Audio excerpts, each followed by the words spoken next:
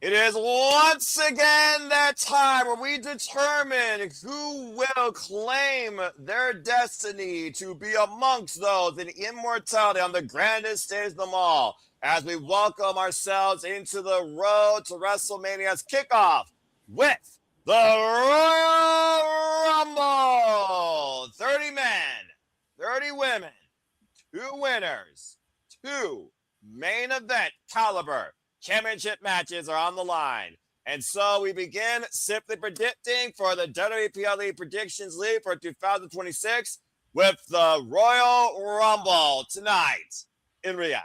Welcome to the discussion, and to everybody, welcome to the league.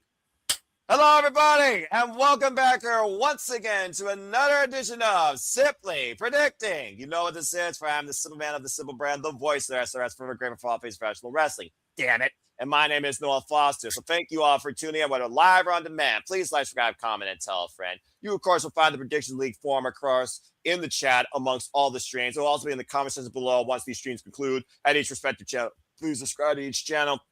You'll also find it on NoDQ's prediction stream in their comment section. You'll also find a tag with NoDQ.com on the X and also on my X. And you have till 1:30 p.m. Eastern Standard Time to make your predictions official and final prior to the start of the Royal Rumble. If they are not submitted by paper form, they do not count. You all get 0. That includes everybody on this panel. But that being said, thank you so much to everybody that is joining. So again, if you want to dictate the conversation further beyond that, besides your predictions, Super Chat, People Have Passions, it's as simple as that. Let's go around the horn and introduce our illustrious panel tonight of simple predictors. First and foremost, I always approve the man with the stats because truly, there is no greater show where it's all about the numbers to get the stats from him. It is great to have Statboy Mikey here on Simply Predicting Royal Rumble once again. Statboy, how are you? Frigid and cold, because that's what's happening in the eastern portion of Tennessee in Sevier County. It is currently snowing right now. We didn't know about the snow because we thought it was going to be the worst snow in the world, and it was nothing. And now our cars are actually covered right now, so it's not so bad. But things are really going to heat up from the desert of Saudi Arabia, and hopefully when these 30 superstars, be it the men or the women, they will punch their ticket to the granddaddy of them all, WrestleMania. As Michael Buffer says, let's get ready to rumble. Well said. And again, stay warm, and shout out to, of course, the lovely, always positive, and happily endorsed here, of course, Dory Lou, also known as Stat Girl. Hope that she's doing well. And again, take care, my friend. Thank you so much, Emmanuel. That being said, I now have to play this guy onto the field with 100 defense points. It's Emmanuel, folks. Emmanuel, welcome back to 2026. How are you feeling? I'm doing good. I mean, like, I'm pretty hyped with this Rumble. I mean, like, to be honest, it's like I was seeing the NoDQ, the predictions, and they're giving their thoughts of the ratings. I'm like, it's the Royal Rumble, people. You should be hyped. Like, this is the time of the year of new surprises. Like, I know we got established superstars that we probably don't need that special entrances or anything like that. But it is what it is. Like, I'm hyped for it because I'm looking for the Sami Zayn versus Drew McIntyre. That's the most intriguing match of them all because are they really going to pull that trigger? And and for the women's, like, there's a lot of options. There's like, so it's the men. There's a lot of options that they could go for WrestleMania. So I'm really intrigued and hoping where this might go. Yeah, fair enough. Well, that being said, before we proceed any further, while you bring your own reliable analysis, there is no one that encompasses that word more than Mr.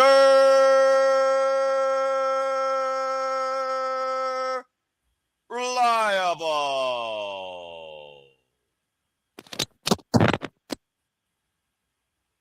Reliable. And Walter Cruz has joined the stream as per usual. Walter, how are you? Are you ready to rumble in literally less than frickin' 14 hours, it seems? Yep, I'm ready to rumble, and watching SmackDown kind of made things interesting. So I'm ready to see what happens. Well, it's always great to have you, my brother, and I hope that you and your family are doing well and also staying warm and looking forward to getting your predictions as well. And while you, of course, are always reliable, this gentleman here is always ready to level up. So I'm curious if he levels up to victory this year in the Predictions League. It's good to have Charles Schultz once again part of the stream. Charles, how are you and how you feeling about the Royal Rumble? Well, I do it good, but also hate Michigan cold weather. It's just hate it. Passion. Dude, it's the Midwest. This is what we have at least 4 months a year. You get used to it. Yeah, Michigan just gets almost annoying weather every single week. A month feels like, and that's just being honest. But doing good overall. Enjoying everything. All right. Well, good deal. Well, it sounds like everyone's in a kipper mood, so it's good to know because I think that regardless, we all need to find some sort of positive outlook towards what's ahead. Yes, we are in Saudi Arabia, in Riyadh. It's a whole different outlook on the World Rumble as we know it, especially the women. But still, it's the kickoff on the road to WrestleMania. We will see which male or female superstar will get to point to that sign, and then we'll see who gets to try their luck in the Elimination Chamber. But I am looking forward to Royal Rumble because there always is that sense of predictability. Yes, you know maybe the people to a degree that's in it, but you don't know who's coming out next. You don't know who's going to throw out who. You don't know who's going to engage with who to tease something for later. And it's those suspension of disbelief that has kept us engaged with this show that has been an ongoing standard for the Royal Rumble, for the road to WrestleMania, since as long as I can remember. I think this is close to like the 40th Royal Rumble right now. It is for the men alone. Traditional. Keyword traditional. That greatest one, the Jedi mind trick. But that being said, without further ado, gentlemen and Simply Predicting family, Simply Live Studios communities, predictors across the globe that are tuning in live or on demand, that are engaged for professional wrestling sports entertainment, just to see what happens or are becoming part of the league this year. Again, good luck to everybody. Shout out to last year's winner, Adrian Hannigan, of course, who won the TNA league. And shout out to Richard Morales, who won the WWE league. I'm sure they're also in it again this year. But again, let's get right into it. So again, folks, it is once again that time, the kickoff on the road to WrestleMania, the Royal Rumble. This year from the first member emanating from Riyadh, Saudi Arabia. It starts 2 p.m. Eastern Standard Time. Of course, we will be coming here to the Cinema Studio. Stay tuned for more on that. And of course, we'll have a shorter kickoff than theirs. That's going to be 2 hours because that's nothing futz. But that being said, you can watch along with us here in the States on ESPN. Or if you have a VPN, or if you're international like our Canadian friends, on Netflix. So again, if you get a chance, check it out just to see who will be part of one half of the marquees on the road to WrestleMania. Or just tune into our coverage just to get much more of an entertaining, honest, open, and a different taste of what you could see in WWE and how it's called, and also basically engaged. That being said, it's 4 matches, 2 Royal Rumble matches, 1 championship match, 1 grudge /career threatening match. That is literally it, folks. That is your Royal Rumble card.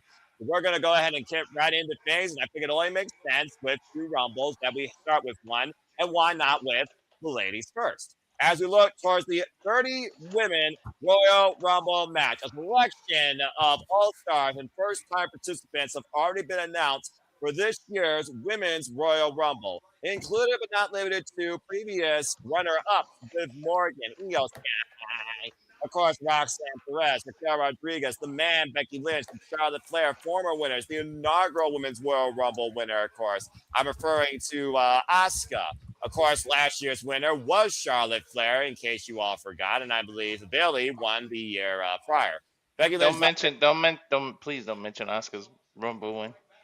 I'm sorry, but it's history, dude. It is what it is. You get used to it. And of course, like I said, we have first-time goers here, included but not limited to one Lashley legend, officially now part of the main roster is what I mean, folks, as well as others that I'm sure that could surprise us in Riyadh, despite the fact they'll be fully clothed and they'll probably be sweating like pigs.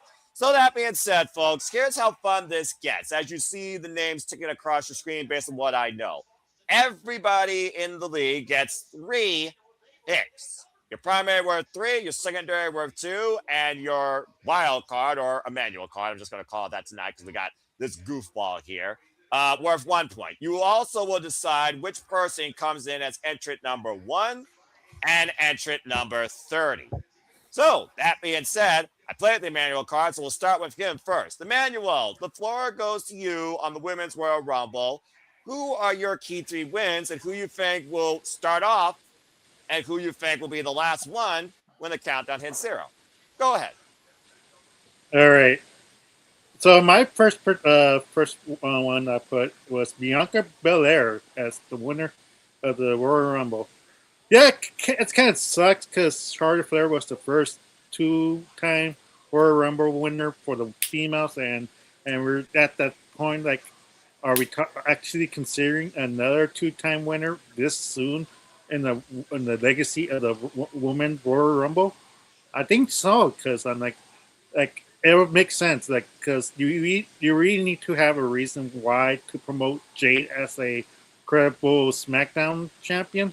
But I could be wrong, because because that could be Chamber if she's not ready yet. So that's why I'm kind of leaning for the Royal Rumble win, and that'll help the SmackDown side, women's side, and start right now, because right now Jade has nobody but Jordan The most Grace uninteresting champion in WWE. Continue. Yeah.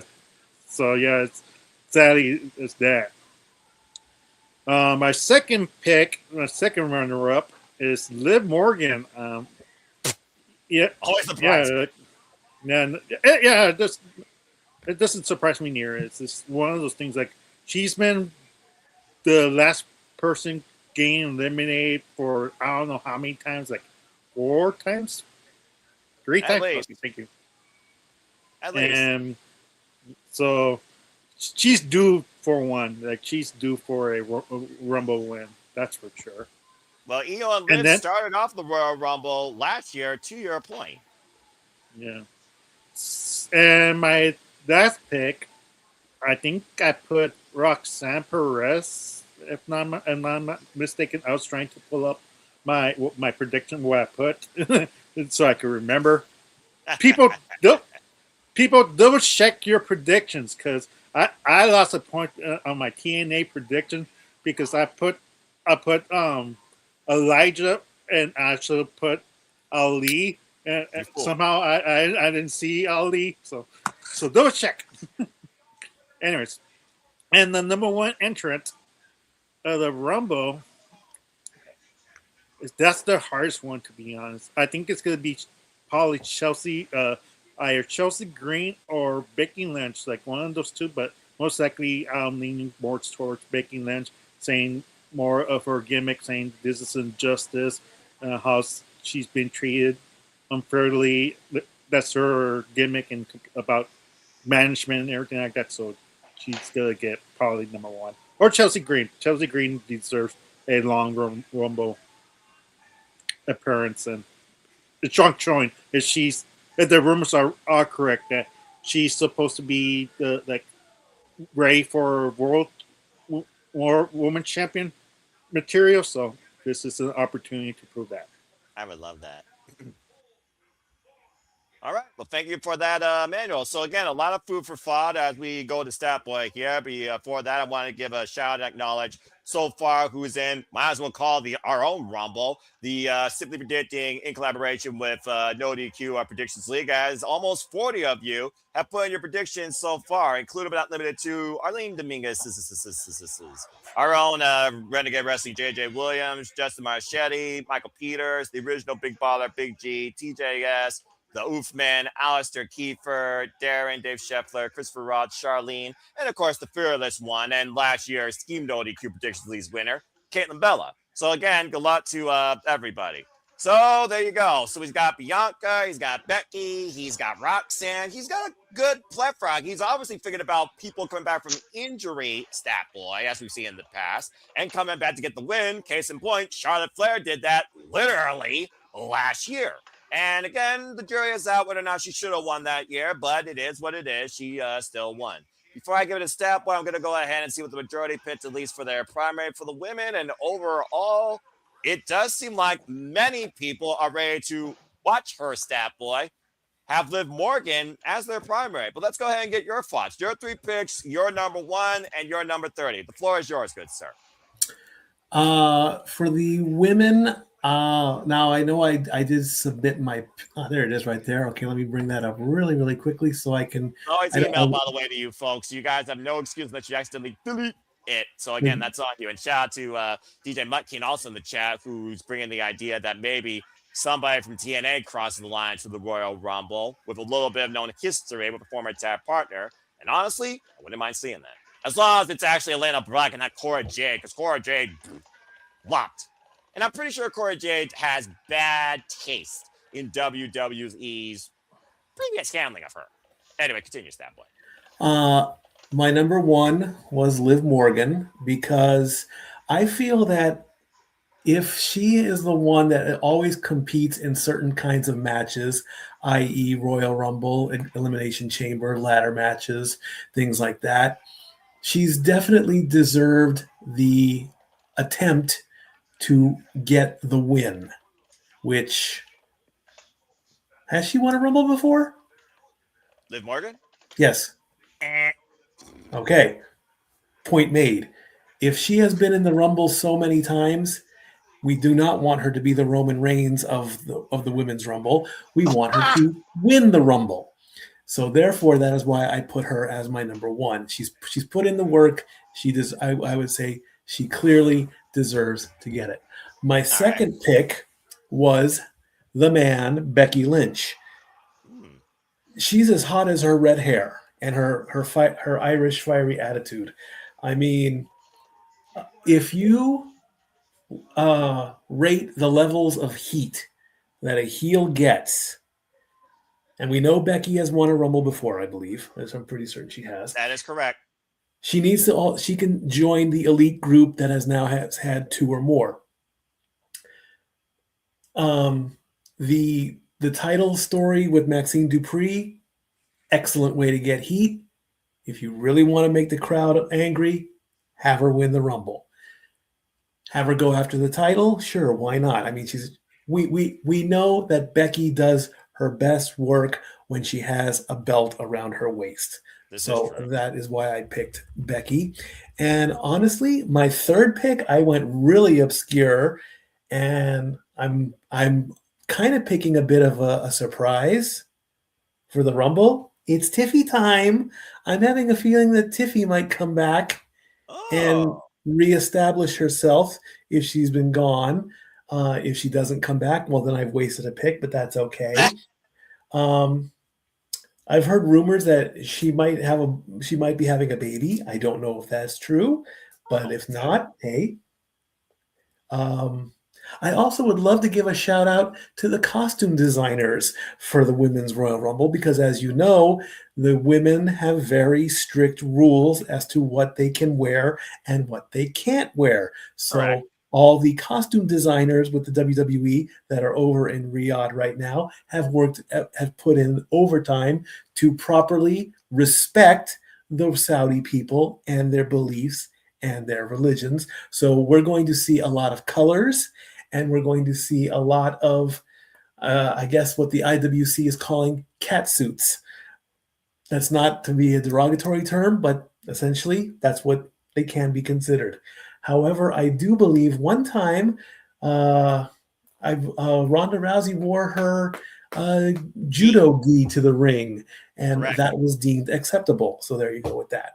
My number one, it's only because of what she has been saying in interviews with Chris Van Pelt and on WWE Unreal, Chelsea Green.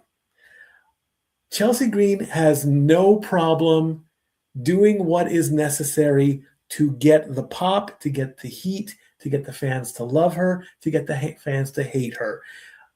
So coming out at number one makes perfect sense.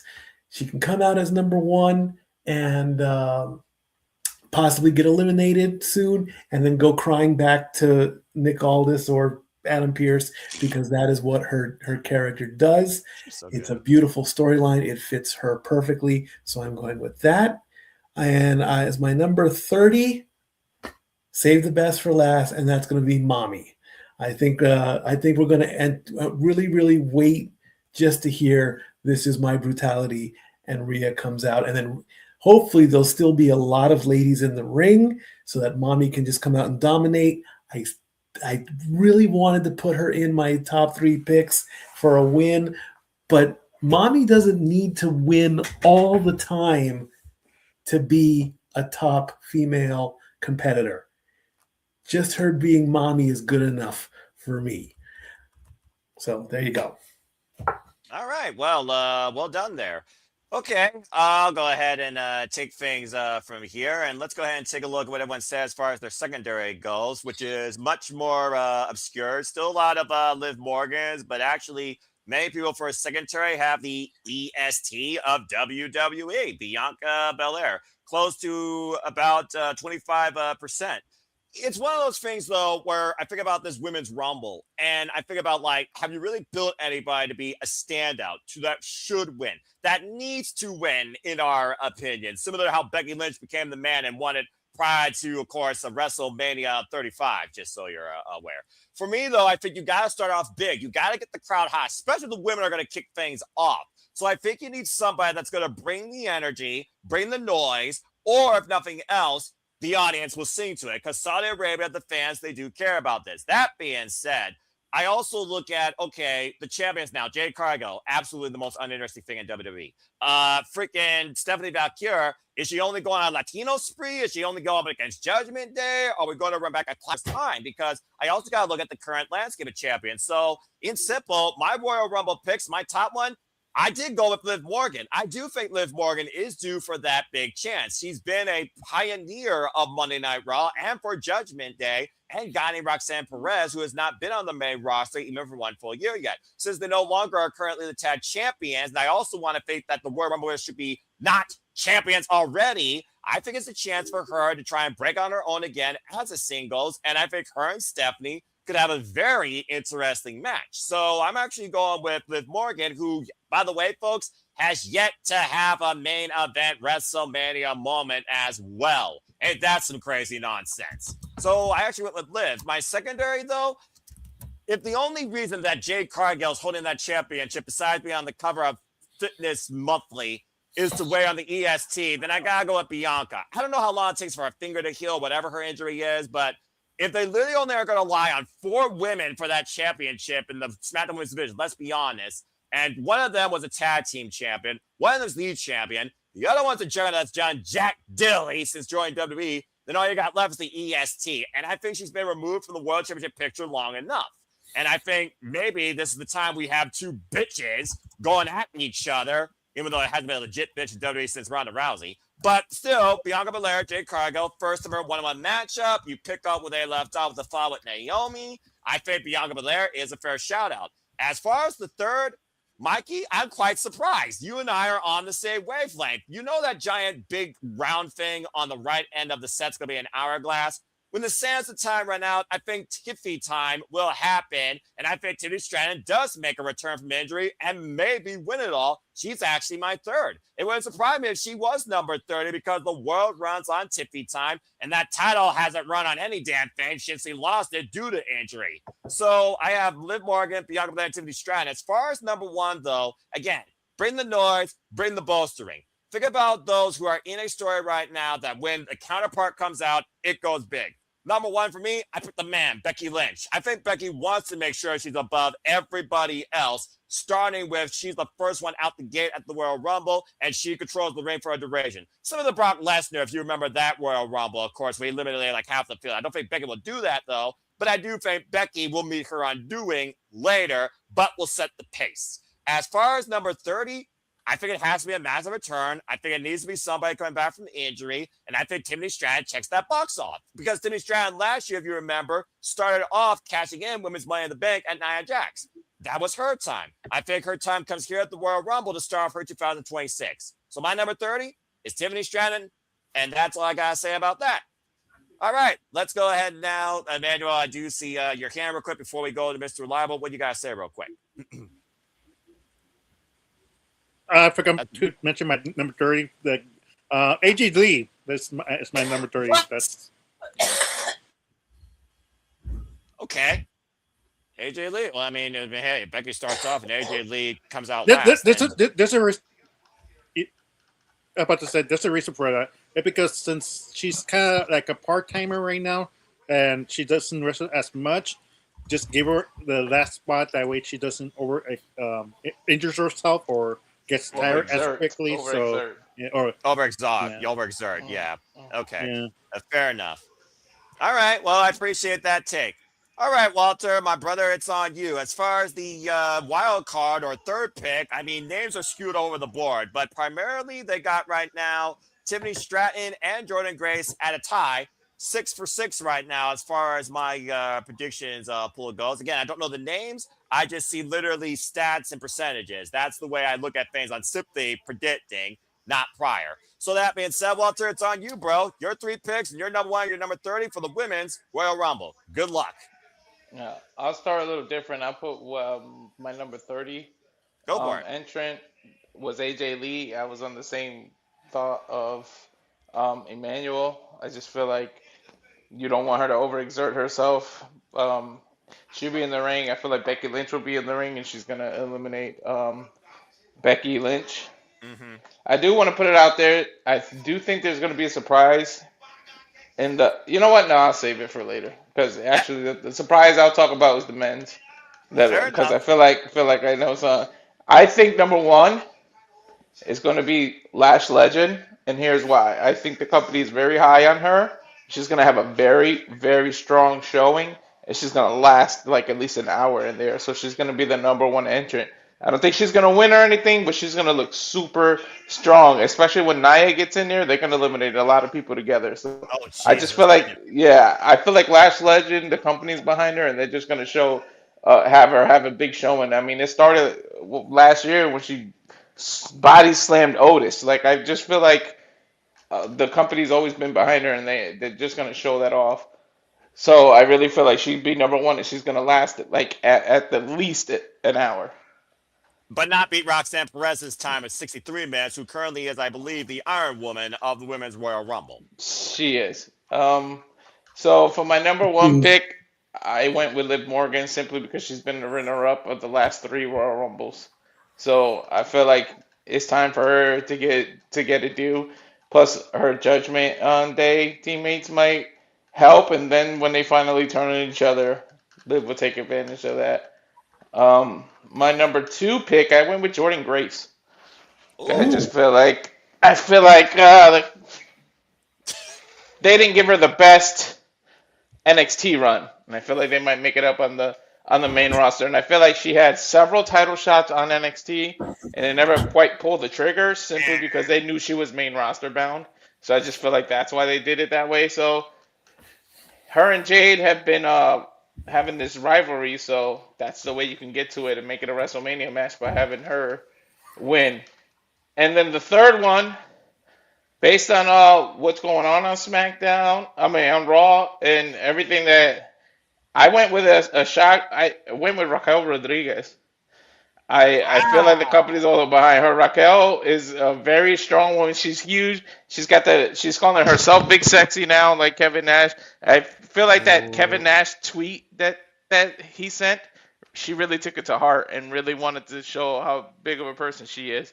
And Raquel Rodriguez, that weird disease or virus she got, lost like almost 2 years of her career and everything. It's time to make up for lost time. So I feel like Raquel Rodriguez should win. So that's my third pick. I really like the fact you put Raquel in the mix. Raquel being a former NXT Women's Champion. It does feel like the Raquel from my NXT when she was dominating. And of course, she won the title against Io Sky. And since this program of her and Stephanie, Raquel has never looked stronger in herself, I think. To your point, since that sickness that took 2 years of her career, I always thought Raquel was more than just a tag team specialist, but I always figured they were going to pigeonhole her there. Now, the fact of the matter is she is challenging Stephanie Valkyria for the Women's Heavyweight Championship Monday night on Raw in the Philadelphia Street Fight, so jury is out. But I do like the fact that we are giving Raquel a little bit more of a chance because she is one of the more tested vets and bigger players in WWE. So I like that a lot. So good stuff. And again, I love the fact that right now all these are very dynamic and we've got a lot of interesting names here. Plus, Jordan Grace just mollywop freaking Jade Cargill backstage on SmackDown. So I do think you're on point that it is going to be set up, but I don't know if they're going to set that up for WrestleMania.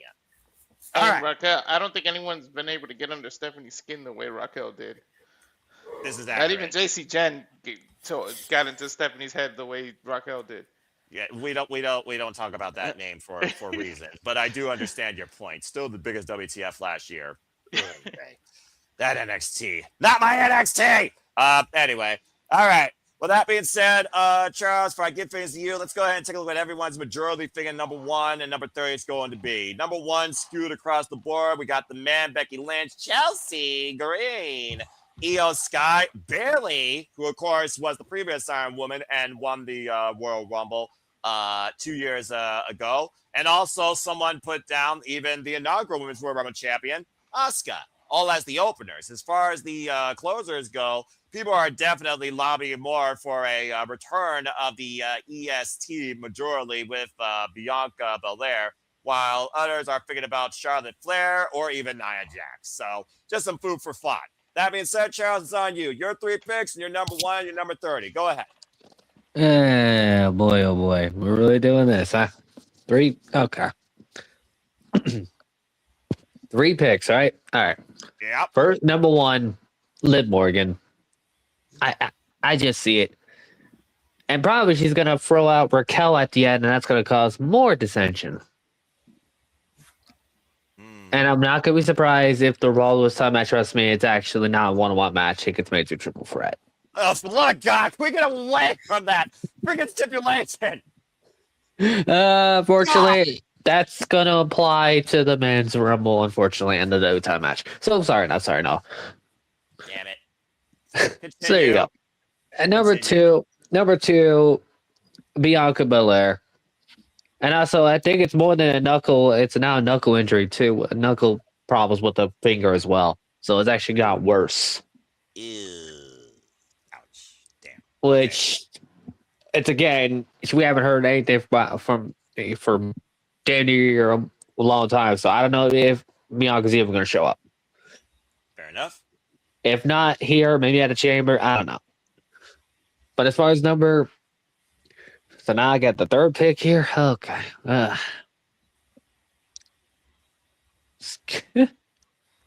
Damn, I ain't really... That's why it's the 3rd pick. It's a wild card. It's the one that you think, okay, maybe she has a chance, or maybe you want to see it, or you could just go Jerry Slaughter crazy. I'll do that for the men's. Not here. I'll do that for the men's. Number 3, I'll go with Io. Just for the random sake.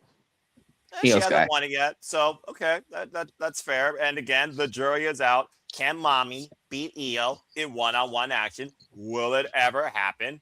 To be continued. Add roundabout music and a screenshot here. Non-copyright. No, I'm not doing that. All right. Now that being said, you're number 1 and you're number 30. Number 1, I agree with Becky Lynch. But if Becky Lynch is number 1, then probably everyone should probably expect who should be number 2 easily on that end. Jeez, you're lining it up quickly. Well, it makes sense. But as far as number 30 goes, it ties to my 2nd pick. 3rd would have to be Bianca. She's won in Saudi Arabia before. I mean, let's not forget, she won the Elimination Chamber in Saudi Arabia to earn a championship opportunity against the man Becky Lynch, ironically, prior to WrestleMania 38. So lightning can strike twice here from this territory. All right. Fair enough. So I like the fact that we all think we're definitely going to have at least, I guess you call it surprise, coming back from injury. We got Tiffany Stratton, we got Bianca Belair.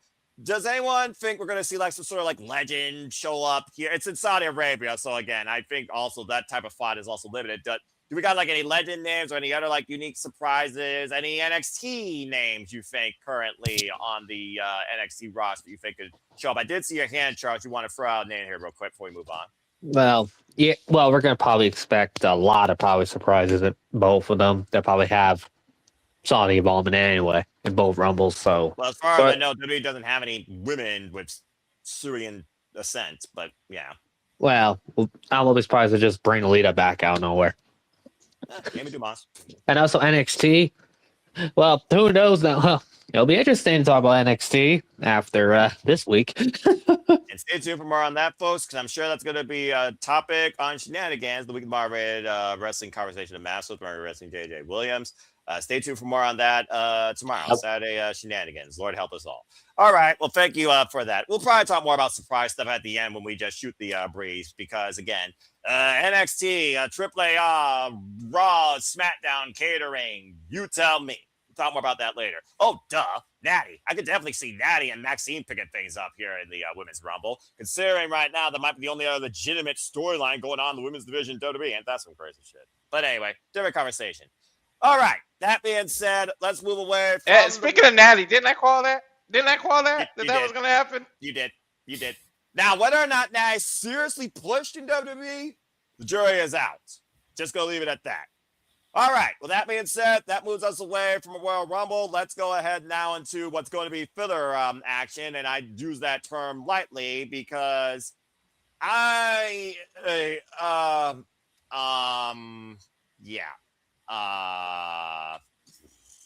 All right, I'll still do the thing because it is him, but this match has me all sorts of different ways right now thinking. Before I give it to Mr. Reliable, ladies and gentlemen, I demand all your gratitude for your reigning career killer, the Ring General, GUNTHER, going one-on-one for the second time, and very well the last time, against the phenomenal AJ Styles for the second time ever in singles action. But if AJ Styles loses here, AJ Styles must retire.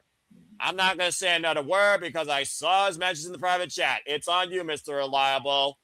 Write a phenomenal ending to this or a bittersweet symphony. Who you got winning?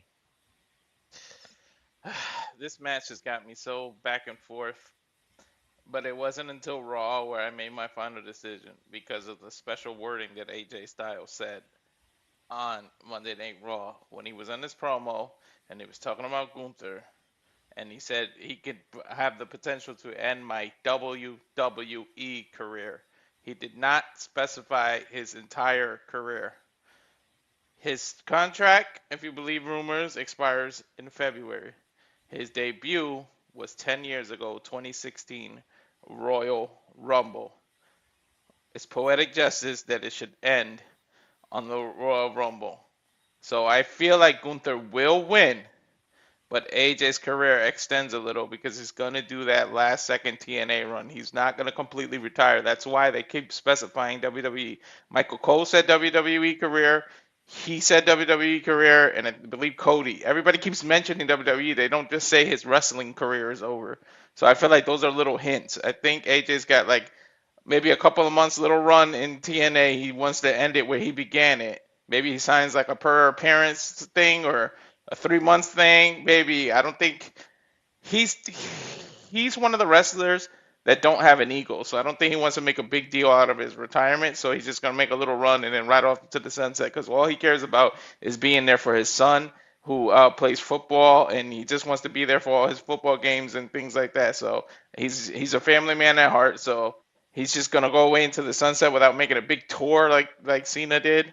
So I just feel like AJ loses here, but it's not the end of his entire wrestling career. He's going to do a little stint in TNA. You're really hoping for that one last impact. All right, fair enough. Well, that being said, Walter has set the ballot to the Ring General Guma. For those that don't know about what becomes additional matches here, simply predicting, I basically have a round-robin forum of people who give their predictions based on the quantity of the card. And since we're dealing with 4 matches here, everyone will speak their piece. And shout out to I honestly feel like they shouldn't have did this match. Honestly, it should have been Gunther and AJ if you would have did it at Royal Rumble. Because at WrestleMania. Because what I would have wanted was AJ to be in the Royal Rumble, Leon Slater to be on the Royal Rumble, and AJ has to eliminate Leon, and that's how you tease that X Division title in TNA.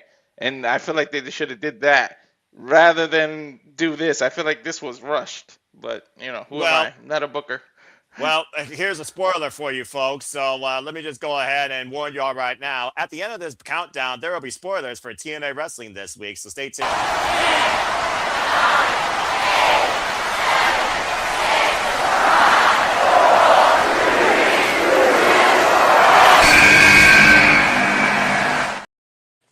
Ooh yeah, do. Stop that. Daria Ray is trying to convince Leon Slater to use Option C on the X Division Championship to go after the TNA World Championship, so your match may never happen. That being said, name seeing, of course, we already discussed the Women's Royal Rumble. You can go back and check out the conversation for that as we gave our 3 picks, number 1, number 30. It was spread across the board, primarily with Liv Morgan, Bianca Belair, Tony Stratton, and Becky Lynch, Chelsea Green, names that were announced, Jordan Gray /legend. I hope that brings you up to speed. Thank you for tuning in. But that being said, back to this match. Figure for that Walter. Good luck in that final impact that you want as he approaches near 3,000 matches in his 26-year-long career, as of course he's trying to retire before he's 50. But to Walter's point, he has been in WWE now for a decade, and it's also the most that he's actually wrestled versus New Japan Pro Wrestling. Just saying, even though he was the inaugural X Division Championship in the house he built. TNA Wrestling. What is this TNA nowadays? I have no damn idea. Especially when Steve Macklin fired. I'm fine. That being said, I'm fine. But thank you, Walter. Okay, so that being said, Walter, pick Walter. For those that don't know Walter's original name, fuck W slave names, was Walter on the independent scene.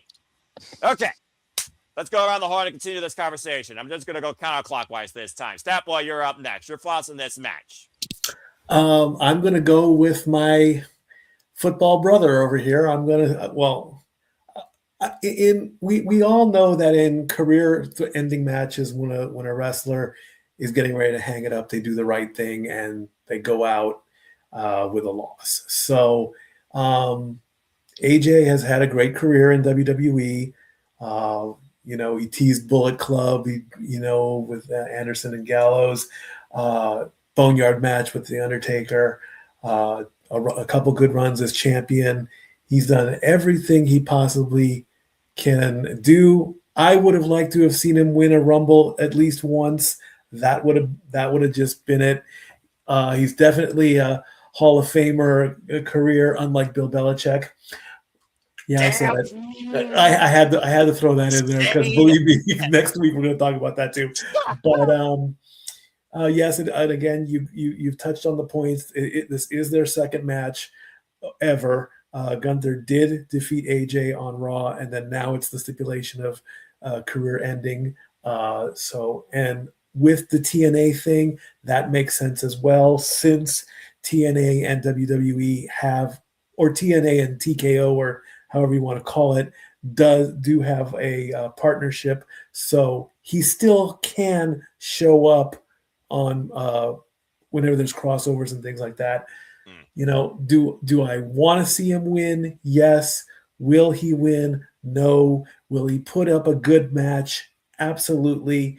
I mean, we here at the Casa, we have history with AJ, all the way going back to PWG when he was fighting Christopher Daniels, and we were there just after the birth of his first kid, and we were all very proud of the new Papa, and we were like, AJ, congratulations on having a baby.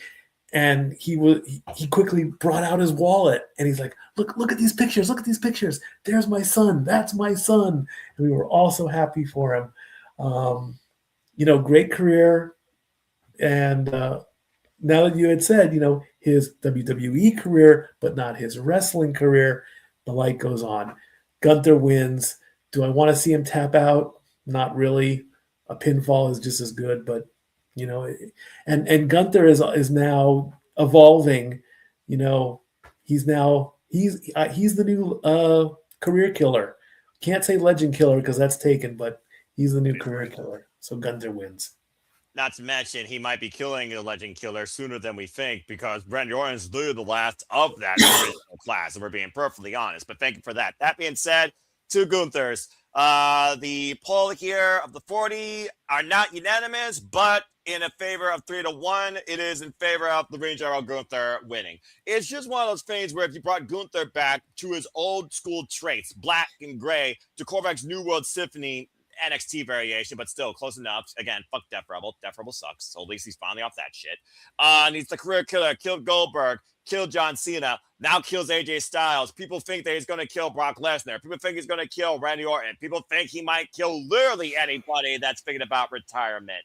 He incapacitated John Cena, who smiled with his last breath. Does AJ Styles literally go fading into that good night without tapping out? Does his body give out? Does he get powerbombed into oblivion? We don't know. But there's a reason that obviously Gunther pushed this caveat against AJ for his own selfish needs. Not to mention, Gunther already declared himself to be in the Royal Rumble, and he plans on winning it. So it looks like he plans on working double duty. But it's just one of those things where, again, this match, placement alone is going to have an impact so much on both these men, win or defeat for the phenomenal one particularly. But right now, if Gunther loses again at this point, what are we doing with the man? What are we doing with the man? He's the opposite of Brock Lesnar. He's not special attraction. He's literally, I'm here to lose when that matters most versus win where it doesn't matter significantly. Seriously. Todd's Gunther a bum, but don't pigeonhole him in a championship picture where he's just a WrestleMania trade-off. And I hope Royal Rumble is not the new trade-off. I got to go with Gunther as well, reluctantly. As far as AJ goes, though, if this is truly, quote-unquote, WWE, yeah, TNA makes perfect sense for him to finish it out, but does he need to finish it out for the SC Championship or the World Championship? Considering TNA barely has a roster as it is, might as well be a skeleton crew. That's kind of where my mindset's at. Then again, Frank Kazarian did bring Daria Ray into a room and says, we need to talk. And one of Frank Kazarian's greatest rivals and friends is the phenomenal AJ Styles. So could Kazarian be setting himself up for a match against him, possibly? Or just going back out to the TNA World Championship? Again, utter food for thought. Either way. So where does time go? I can't believe it's been 10 years that AJ debuted. Yep. It's crazy to think. Number 3, by the way, in the Royal Rumble that year against not our tribal chief, but shoved down our throat babyface, Roman Reigns. And they fucked up the camera angle. Oh, yeah, they did. But hey, you know what? They recaptured on YouTube, so I guess you call that a recovery. That being said, the top row right now is Imperium, unanimous with the Ring General Gunther. Let's go down to the bottom row. Charles, you're next. Your thoughts on this match. Go ahead. God. This match. Right? I agree. I questioned it questioned why on earth is this not at WrestleMania? Which is why. Simon Miller. Here's why. Then 2 weeks later. It may be because his contract's up in February and he doesn't want to do a little extension. I really feel like that's the only reason. Either that or AJ's that literally thinking, I'm done. In general. Well, he did make that promise to himself, as we all learned. So that's kind of the thing at hand here. But then we kind of should have also said we probably should have now got the first match on that random Raw. If we didn't have the first match this month, then probably maybe at the Chamber, and then we would probably got the rematch at Mania instead with the stipulation. That would have been much better. I do. It was a ratings grab. Yep, this should have been the first match. The damn right it should have been. Yeah, literally. And you would still have the same ending, and then you could just send this to the freaking WrestleMania. And in the Chamber, nah, this is WrestleMania worthy. But as far as this goes, also for all we know, it could be a swerve, and AJ could win this. So let Gunther get it protected, probably at the DQ or something. Who knows? DQ would protect AJ Styles, I would think. And probably Gunther doesn't have to take a pinfall loss or any loss. And then we probably still, AJ will probably extend this to Mania, and that's where we get the stipulation again. And that's where AJ will lose. But I just think there's something different for Gunther at WrestleMania, and it's not concerning a championship. Just saying. Well, eventually they're probably... No. Realistically, Walter, that's SummerSlam, not WrestleMania. It's Minneapolis. It makes so much sense. But Just say Minneapolis. Come on. Charles, it speaks for itself. But as far as this goes... Here's something else that speaks for itself. Don't put logic and WWE in the same sentence, but continue. Well, we do at times. And it backfires. But continue. Well, still. But I can't see Gunther losing at all to no one until someone is built up enough that's worthy enough to beat him after this run he's had. Which is going to be the problem. Who on the roster that's going to be built up enough to do it? Which also means Logan Paul might as well get another world title run, and he can't lose that belt, so whoever's worthy to beat him. Well, we're in for a long haul again. Well, unfortunately, that's how it's got to be. All right. The other thing is, if he doesn't beat AJ, you kind of threw out what he did to Cena. You made this big deal out of retiring Cena, and then he loses his very next rivalry. So it's like you booked yourself in a corner. And also, it's funny how Time and them trademarked career killer, so probably expect that to be a shirt quicker rather than later. This week, too, they trademarked it, too, so it's like, oh, that's timing. Well, foreshadowing, right? I mean, hey. Literally, and also AJ Styles said on SmackDown, the farewell tour thing, so it's kind of Cena-esque. And he's going to pull a Cena-esque anyway. Farewell tour. Oy vey. How much history repeats itself and doesn't become better. Yeah. All right. Well, that being said, though, you got Gunther. Yeah. Probably the pinfall. Because no way. AJ shouldn't tap out. I kind of agree. I can't remember the last time that AJ Styles submitted to an opponent in WWE. I am going to be crazy enough to say he taps out Brock, though.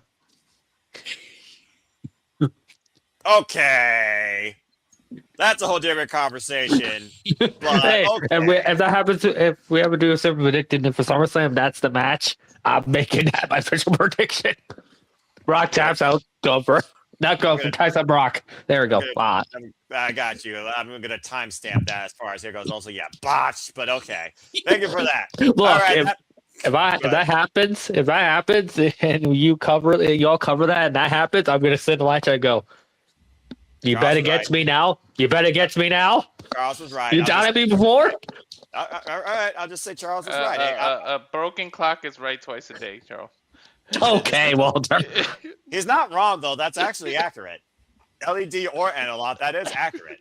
All right. But thank you for that, Charles. That being said, it's for Gunther's. Emmanuel, it really felt like to me, AJ Styles one of his best matches in recent memory against Shinsuke Nakamura, if not his best WWE match against Shinsuke Nakamura, who was as close to him as a brother, if not a mentor. That fist bump going all the way back to Wrestle Kingdom 10 to that Saturday night's main event felt like a true full circle moment. If there's anyone in WWE that was as close to AJ Styles, closer than Shinsuke Nakamura when it came to their bond, I dare say I don't know who outside John Cena. And John Cena and them had their last match at Crown Jewel out of happenstance. It was the best one they had out of their previous trilogy. But that being said, it's one of those things where you fight that hard to show how phenomenal you truly are. What more do you need to give versus how much left you think you have versus what you're willing to do in the name of just being a family man.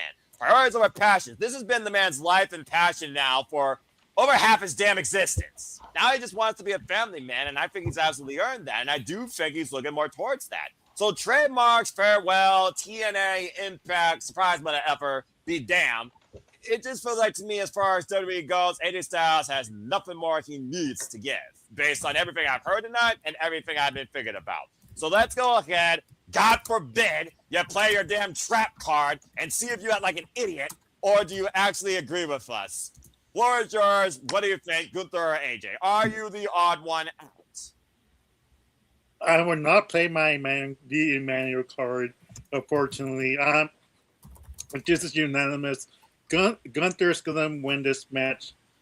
I kind of saw this coming because a lot of people were complaining, like, how can you end AJ Styles' career in the Royal Rumble this early in 2026 when he's announcing that that's his last year? And like, well, it makes sense because he debuted in the Rumble.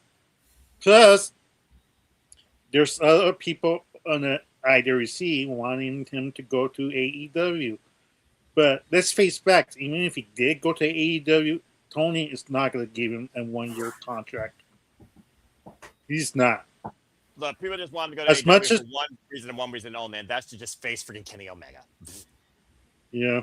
If it's like a one-off match, then I could see it. But if it's like more than longer than Tony Khan wants that, he's not gonna sign that.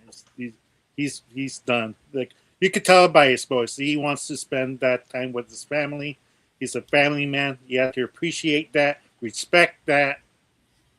If he goes to TNA, it's fine. Like TNA doesn't do recordings that much. It's only like once every month or twice in the month, right, Noah? That's how the game feed works.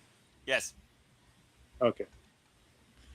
And he provided a great career. Like we had the John Cena vs AJ Styles.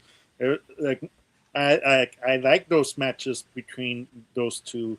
And I'm not a John Cena fan, and he brought out the best of John Cena. Gee, you wouldn't surprise me with that comment. And brought up the best of John Cena. That's face facts. But so it's one of those things. Like it's sad to see his career wind out. And the only problem I had with this match is this should have been a submission match, in my opinion. That way, or I quit match. That way you could hear AJ Styles saying I quit, unfortunately. And that would be more poetic because he's fighting for his career, and him saying I quit, just check kiss. But they didn't get this idea. That's how Fatu creative is. They should really fire Bruce Pritchard. They should really fire whoever's over 60 years old. They should really get more younger, creative, dirty creative, more younger. That way, it feels more fresher than feel like, because it's a joke. Because we heard the rumor Bruce Pritchard wanted Gunther to lose to Pat McAfee. That would just kill Gunther. So I don't read into rumors, but just hearing that from you just made me want to barf in my mouth. Actually, that was true if you watch Unreal. So actually, that was true. Yes. Oh my god. Wait, what was true? Because I don't watch Unreal. Me neither. Matt. Guys, go ahead and educate Walter real quick again, please. Bruce Pritchard actually wanted Pat McAfee to beat Gunther in their match. Oh yeah, I heard that. Yeah. Hell no. Thank goodness Triple H turned that down. Well, I mean, even Paul Levesque can make a smart decision at his age and his role. All right. That being said, that freaking writer's room might as well be a bunch of monkeys jumping around ripping papers apart. Okay. Good God almighty. That being said, it is unanimous, though, as far as this match goes. With all of us, the Vin General Gunther beats the Phenomenal One, and AJ Styles' career is over. Okay. Well, good job, everybody. Let's go ahead and move on from there to... They better be real careful where they place this match. Right. Tell you that much, because you're gonna put it. I was gonna say you're gonna let the air out of the arena, but it's a stadium and it's open, so you can't let the air out. But that doesn't mean that figuratively speaking, they're gonna let the air out of the arena if he loses his career and everything, and then you do the Rumble right after. It's like people aren't gonna react the way you want them to, because they're still gonna be in shock and awe of AJ retiring. Which is why I think they're going to try and play Damage Control, not that group that died a horrible death way too late than it should have, but they're going to play Damage Control with a guy that they absolutely love and endorse, that always smiles and brings a smile to anybody's lives. And that being said, it's time for Charles to kick this match off. Charles gets first dibs. Let's talk about the Undisputed WWE Championship with Drew McIntyre versus, yep, that's not a Photoshop, folks, Sami Zayn. Sami Zayn's first chance for the gold since facing the Tribal Chief Roman Reigns in Montreal, of course, a few years ago for the Undisputed WWE Universal Championship. God, that's still a mouthful. That being said, for those that have not followed WWE for a little while, and again, here at the Survival Studios, we don't judge, but also I don't blame you. Drew McIntyre is once again no longer bored at work and is the Undisputed WWE Champion. He, of course, won the title in 3 Stages of Hell against Cody Rhodes in a steel cage, going 2-1 against the American Nightmare, which means a lot of people who call a politician no longer head of office in WWE. That being said, we had a fatal four-way Saturday night's main event with Trick Williams, Randy Orton, Damian Priest, and Sami Zayn in all places, by the way, Canada. And it was first pinfall submission 1. A Haluva kick set up against Damian Priest with great timing. Sami Zayn punches ticket to Saudi Arabia. Might as well be called Saudi Mania at this point, despite the fact this place is getting WrestleMania next year. God help us. That being said, Sami Zayn, who has had a huge success here, of course, in Saudi Arabia, now looks to get his first ever WWE World Championship since the NXT Championship. So while Drew McIntyre once had a theme called Broken Dreams, I Make Them Come True, can Sami Zayn reach for his dreams to the point he could capture magic in a bottle like he did at NXT R Evolution and make this the year that we finally go to Zayn Mania with him as the undisputed WWE champion? Charles, it's on you. Do you have a brand new undisputed WWE champion on the road to this year's WrestleMania? Or, unfortunately, does Drew McIntyre continue to repeat history against Sami Zayn in WWE and Claymore his head off? Charles, before you go, just a reminder, Sami Zayn is undefeated in Saudi. Yes, that is correct. Ooh. Look at Walter taking my job here. I was going to say, I was expecting that from Stat Boy. What the heck? Look, Stat Boy's not the only one that does stats. He's just the stat guy we acknowledge, but obviously he taught me and Walter a thing or two, and he approves. That being said, thank you, Walter, and thank you, Stat Boy. Well, yeah. Now, Charles, it's on you. Go for it. It's on me. Well, one, Sami Zayn, you're not winning the title this year. Because you're winning that title next year in Saudi Mania. You're not winning this year. It's how it's going to be. Simple as that, right? Nothing else to say. Yeah, basically. And I probably... That's how it is. Yeah, you know, you're not wrong. That's kind of been the MO of his career. And also, I'm just waiting to see Drew just take a picture outside the arena. Go get a camera phone and just take a picture. Everybody post on Twitter. Go, I'm still bored at work. Give me somebody else or something. Well, he's got the men's Royal Rumble to think about that, but at least he knows it won't be Cody Rhodes unless he wins the Royal Rumble. Because again, no rematch.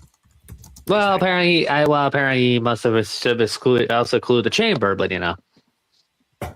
Yeah, that's true. All right. That being said, yeah, it's fair. Charles is set up for Drew McIntyre. Let's go around the horn and see what the rest of y'all think. We went counterclockwise last time. We're going to go clockwise this time. So I guess it's on me. Yeah, Drew's winning. The guy that has been literally a carrot in WWE. I love the way you said it. Yeah, Drew's winning. For the last year, who was bored going to work because all he kept doing was losing. Out on opportunity for the title. Finally has the title again in front of people, but for himself. He might become the new Bobby Roode at this point with this championship if WWE rolls with that, if he wants to be that selfish. Do I think it's going to be just as glorious? Hell no. Do I think Drew McIntyre deserves the chance? Absolutely. So that being said, Sami Zayn is here for one thing and one thing only. The pop. And I'm not talking about Mountain Dew or Pepsi, which is the official sponsor, by the way, in case you all actually looked at those logos. Good Lord Almighty. And yes, I'll be drinking Mountain Dew during this match. I guarantee you that. But that being said, I expect a lot of Louis kicks. I expect Claymore chaos. I expect the audience to go bananas. I don't want to see a riot, but I also don't see Sami Zayn beating Drew McIntyre. I got Drew winning. Okay, Stat Boy, it's on you. Well, I think I did pick Drew in this match as well because we all know with the history of the Royal Rumble and championship matches, the title does not change hands. However, I will correct my brother here, Mr. Reliable. Yes, it is true that Drew has beaten Sami 11 times in singles matches, but Sami has won twice in War Games matches. Now, that does not mean that Sami, of course, has pinned Drew. And yes, this is the how many times can you get kicked in the head and still get up afterwards. Right. It has been no secret that, and I have said this on multiple shows in all universes, Drew bitching about the title, saying that he wants the title, he's finally got it. Now he's got the opportunity to do something with it. But then here comes Sami. Sami does deserve the title. He is a workhorse. We know this from the Indies. We know this as El Generico and Mr. Wrestling. We know his stories with Kevin Owens and how well, and everything they've gotten together. And Sami is in the top 3 of funny superstars that should never leave WWE. Truth being one of them. Of course, Truth is at the top. Sami is right there, feeling Usi. Need I say more?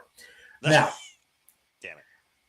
They're writing this story wrong. I agree with you on that. This should be done at WrestleMania. This should not be done at Royal Rumble. What they should do, and this is a bit of a spoiler for the prediction in the men's Rumble, Sami should win the Rumble in Riyadh. Of course, as we know, there was many a year where Sami, I believe he either chose not to go to Riyadh or the Saudis did not allow him to come in. Either way, he is now allowed to come and perform. So that could be a little bit of a, do we bring him back in and then we create more history by letting a person of Sami's heritage, which I do not know, and I don't want to be wrong about it, into Saudi to win a title? If things have been totally smoothed over, then yes, do it. If not, then they're playing the safety card and they're like, Sami, we like what you're doing, but we're going to Saudi. We have to respect their traditions. When we come back to the States, everything will be fine. Does Sami deserve the title? Absolutely. Should he win the Rumble? Yes. In fact, I'll spoil my prediction for the men's Rumble. I do believe that I picked him 3rd in there. Unfortunately, Drew just got the belt 22 days ago. He like I said, he's been complaining about the title. He's got the title. Good for you. You got it. Whoop-de-frickin-do. Now do something with it and hold on to it for more than 5 minutes and 34 seconds, which you did earlier in your second reign. Damn. I know, right? And don't sing with Tyson Fury this time. We don't talk about that, especially. And also, it's like, what is it with Drew and international matches? Clash at the Castle. Had to go to Berlin to get the WWE title off of Cody. Now they're in Saudi. Can Drew not win in the United States? Legitimate question. I'm going to probably do some research on that one, okay? I mean, you take him. You took him over to Clash. Did he win at Clash at the Castle? No. No. Okay, so there goes that question out the window. But he goes over to Berlin and takes the title off of Cody. Then comes back. Well, I mean, WrestleMania is in Las Vegas, so if who knows. But right now, again, I'm giving this match to Drew because, the Rumble and the championship, I don't want to call this the bathroom break because it's Sami. I mean, and we're going to find out which kick is more worse, the Haluva kick or the Claymore. Either way, you're going to get your face caved in. I like the Haluva kick a little bit better, though. Yeah, that's but fair. Drew wins. Well, you're not getting your kicks on Route 66. You're getting them from Riyadh, Saudi Arabia. But that being said, fair point. Charles, I do see your camera quick before we go to Walter. What you got to say real quick? Well, one, the stat boy, it was Sami chose not to go. It was all Sami at the first. So that was on Sami. That had nothing to do with, well, it did have something to do with Saudi, but it was more Sami's personal reasons. Right. So that's why.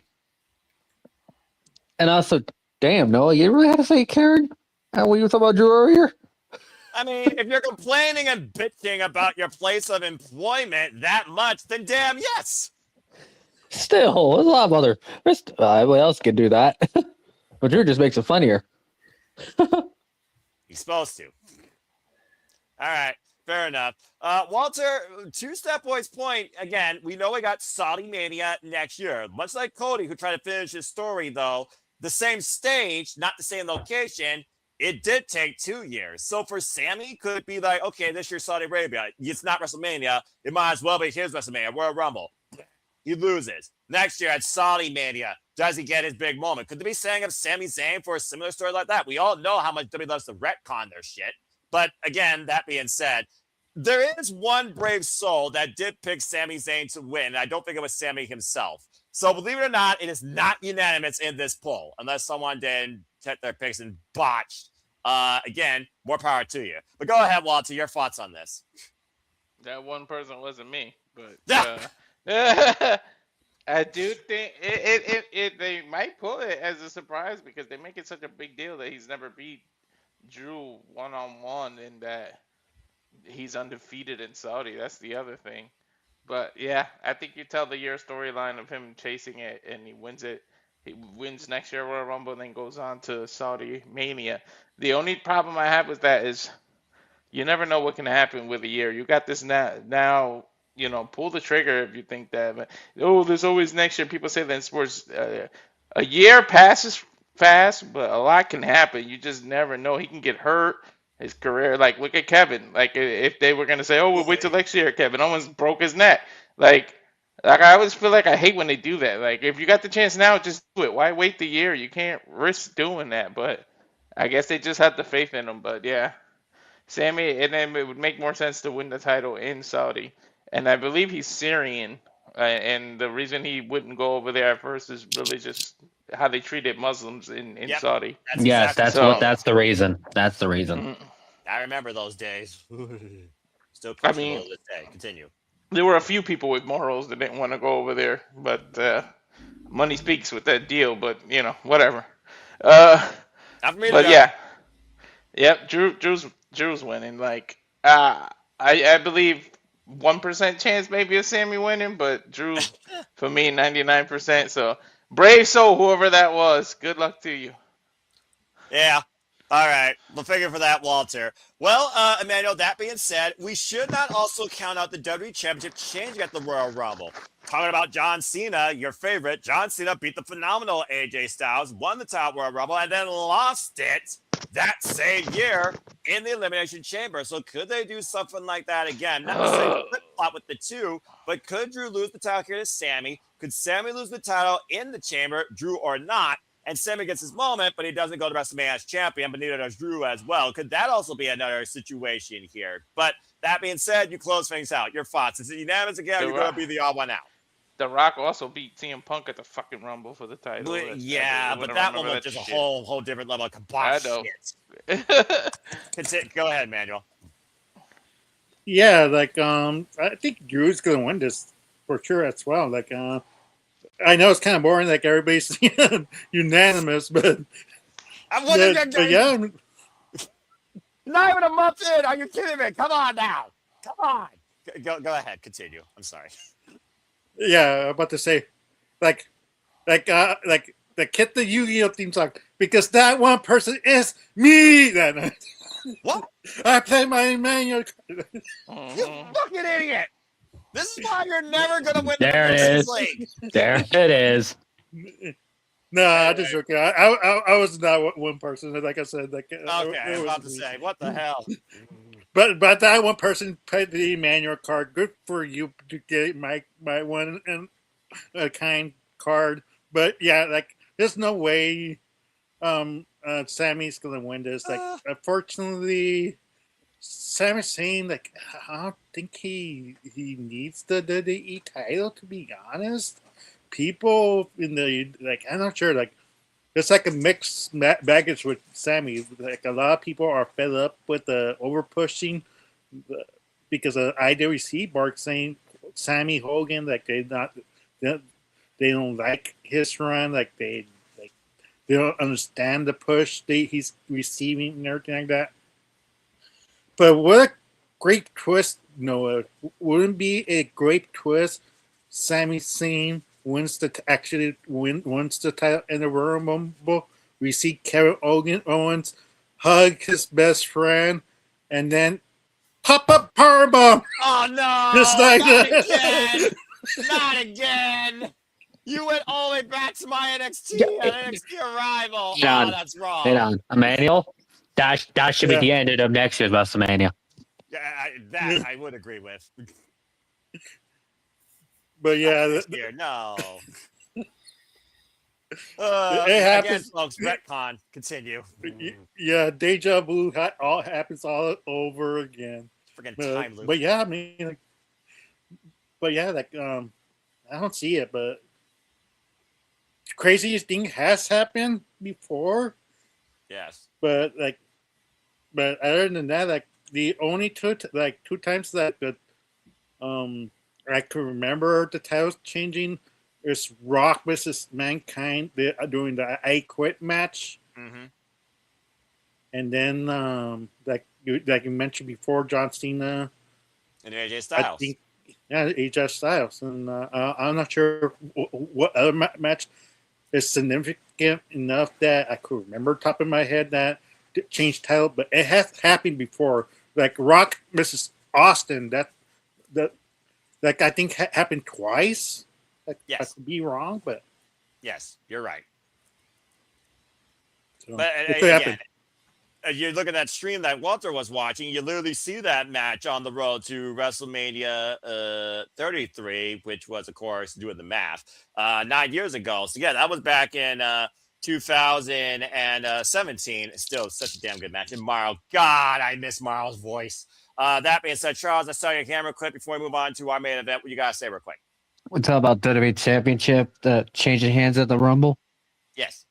It's happened. You also forget Triple H won the WWE title in the 2016 Royal Rumble. But that was literally in the Royal Rumble itself. It's still the title. The title was defended. It was the World Heavyweight title, but Edge beat Jeff Hardy for it. Yeah, that's true. Okay, fair enough. Yeah, no, actually, Walter, it wasn't for the WWE title, but Jeff Hardy was WWE champion at the Rumble 2000. Yeah, that's right. Walter, that's I was there at that Rumble. You So I have to correct you. Yes. There you go. So that was for the WWE title, Walter. So there you go.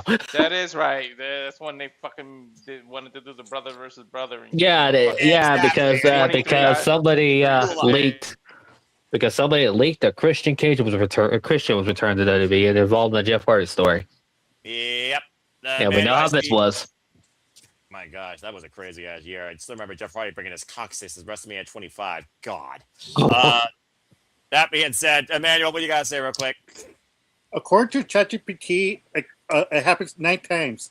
Yokozuna and Bret Hart, Bob Backlund, Lizzo, Psycho Sid, Shawn Michaels and Stone Cold Steve Austin. Stone Cold.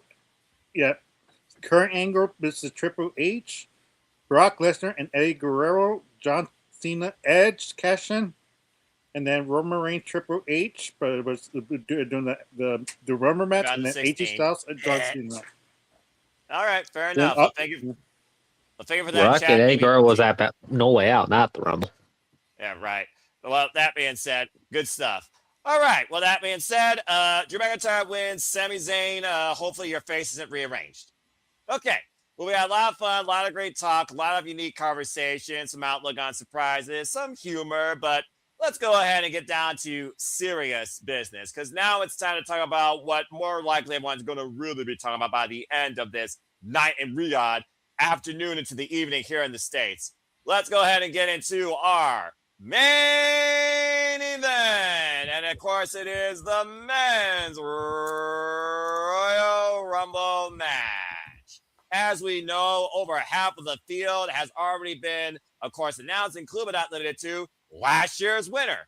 Main event, Jey Uso, along with Sikoa. We got Rey Phoenix. We got Dragon Lee. We got all the luchadors here. We got freaking Rey Mysterio. We got Penta, Sami, he's bouncy. Javon Evans, Roman Reigns, Jacob Fatu.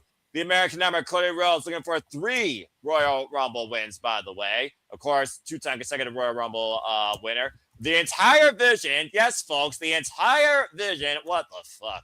Of course, talk about Logan Paul, Austin Theory, Bronson Reed, Bron Breakker, and of course, as I said earlier, Brock Lesnar has also been announced along with Ilya Dragunov and The Miz. So that being said, you know how this goes. You each get 3 picks, and you have to also guess number 1 and number 30. And we leave one person left to start things off with the stats, personally by my own choice, to kick things off here. So Stat Boy Mike, it's all on you. What's your outlook on this year's men's Royal Rumble match. Go ahead. All right, my top three. I'm going. Obviously, I got to go with QB1. I got to go with Cody Rhodes to get the three-peat. This stat has been held long enough. I love Stone Cold. We know he's done it 3 times, but it's time for Stone Cold to pass the torch to Cody Rhodes so he gets the three-peat. Bottom line, Cody can do it. You know, the crowd loves QB1, and if he doesn't, then that could set up for that infamous heel turn that everybody wants. My number 2 pick, my tribal chief, Roman Reigns. You did win the Rumble, I believe, in 2015. You've been a runner-up at least 4 times.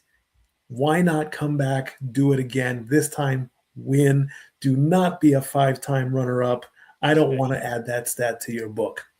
And then my third pick, of course, as a surprise, I picked Sami. The constant of lose the championship match, do double duty, come back and win the Rumble. Some might see it as a cop-out. Some might see it as a good storyline. I see it as a good storyline. It could work for Sami. I mean, why not? If it ain't broke, don't fix. If it isn't broke, don't fix it. I mean, he's put the work in. Why not give him? But then that could lead to WrestleMania this year as opposed to next year. As far as who's going to start the Rumble, even if it has been leaked and they still go with it, I think they're scrambling at this point. If they've caught the mistake that happened on SmackDown, I actually went with Logan Paul this time, and that was a shocker. Logan Paul, even though I'm supposed to hate him because he's a heel, you can't deny his impressibility. The stuff that he does in the ring. I mean, when you have The Undertaker say that one of your greatest moves is excellent, but it's also video game shit, it's still a compliment.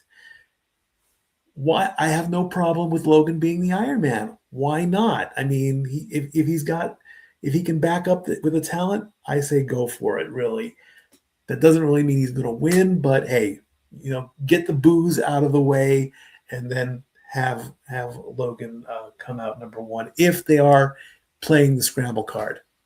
And just for number 30, say his name and he appears. Oh. Why not? But don't you say it. Don't you say it. I'm saying it. No, don't say it. Don't say it. I have to say it. Well, I have to. No, don't you say it. Yep. Don't you say his name. Why? I like saying his name. I like hearing his music. Joe Hendry. Say his name and he appears. I believe in Joe Hendry. In fact, I even think that might happen. I should have said this. I think Thea Hall is going to be a surprise entry in the Women's Rumble, and they're going to do that beautiful thing for her. I mean, but now if Joe Hendry does show up, I want him to have a better performance than last year, and actually give him an elimination this year. Why not? It works. All right.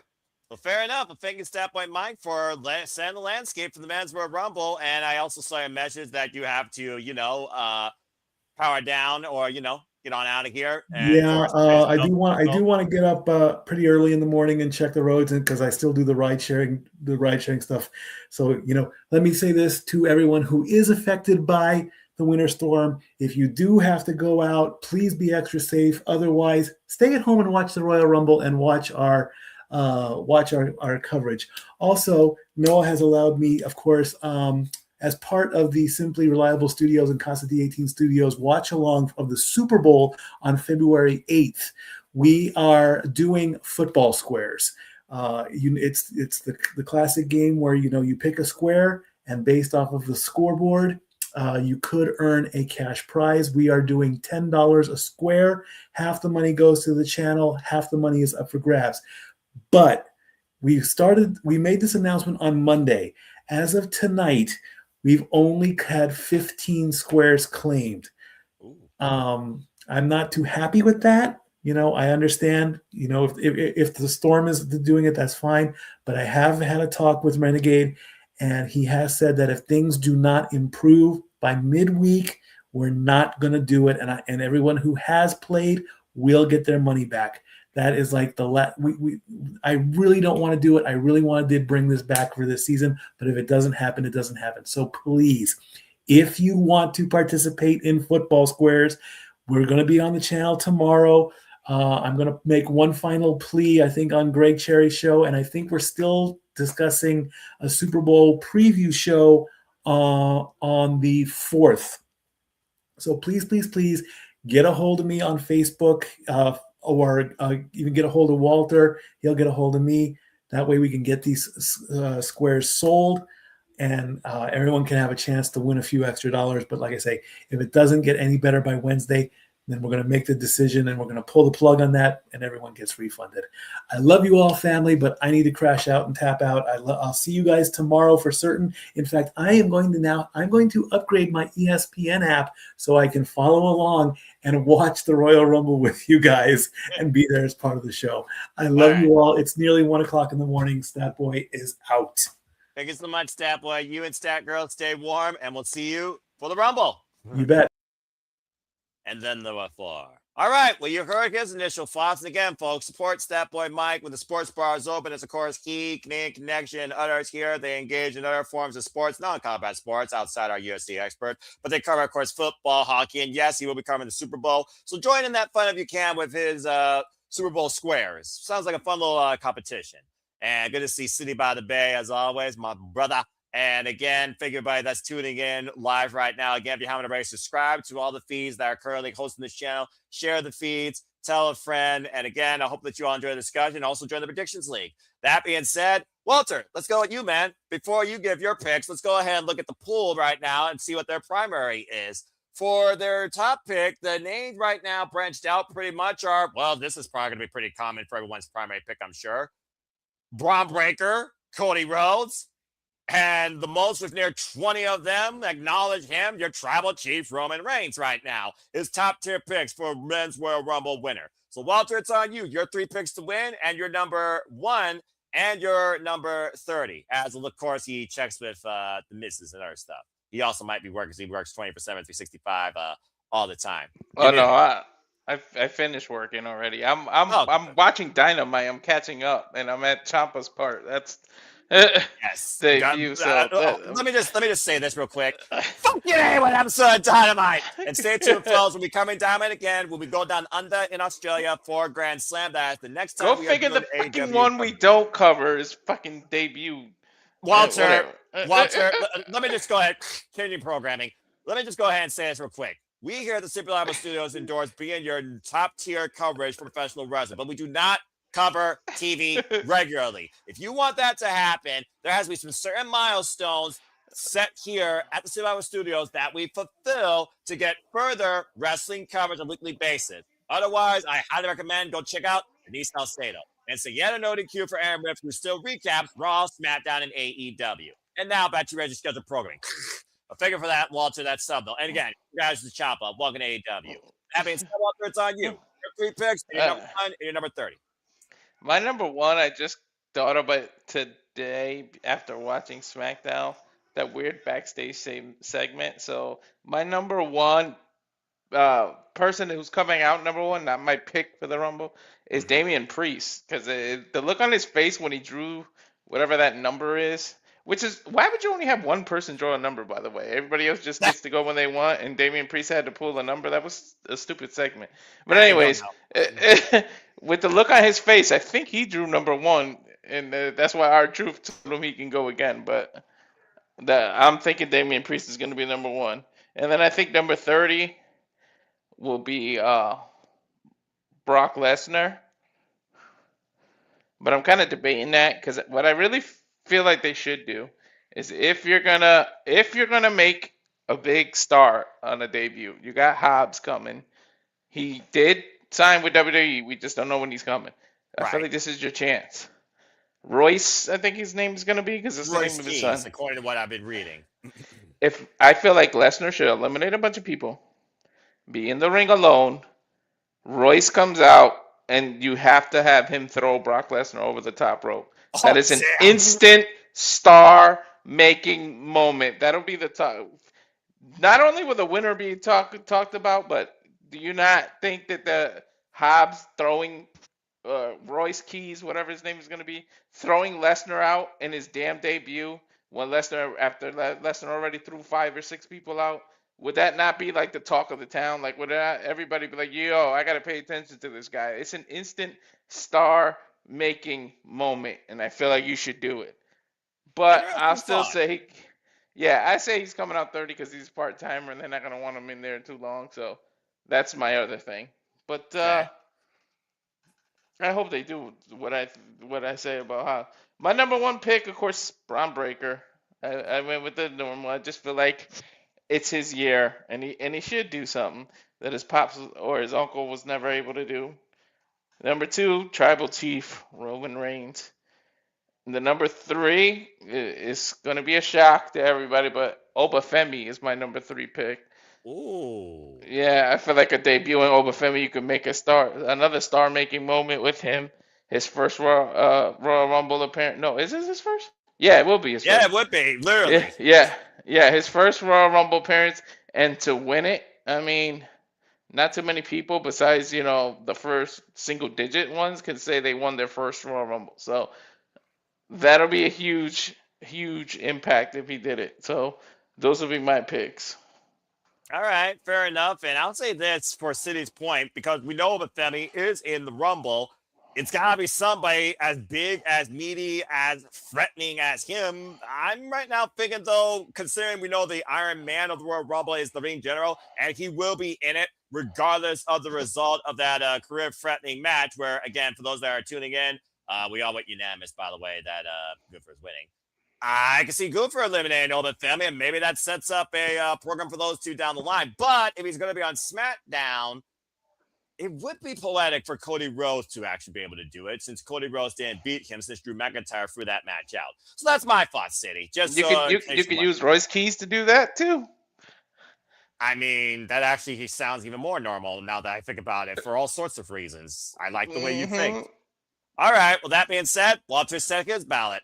Let's go now to Charles here. And Charles, I'll let you know right now, the second pick is kind of all over the place, but much to what Walter was talking about, as he also picked.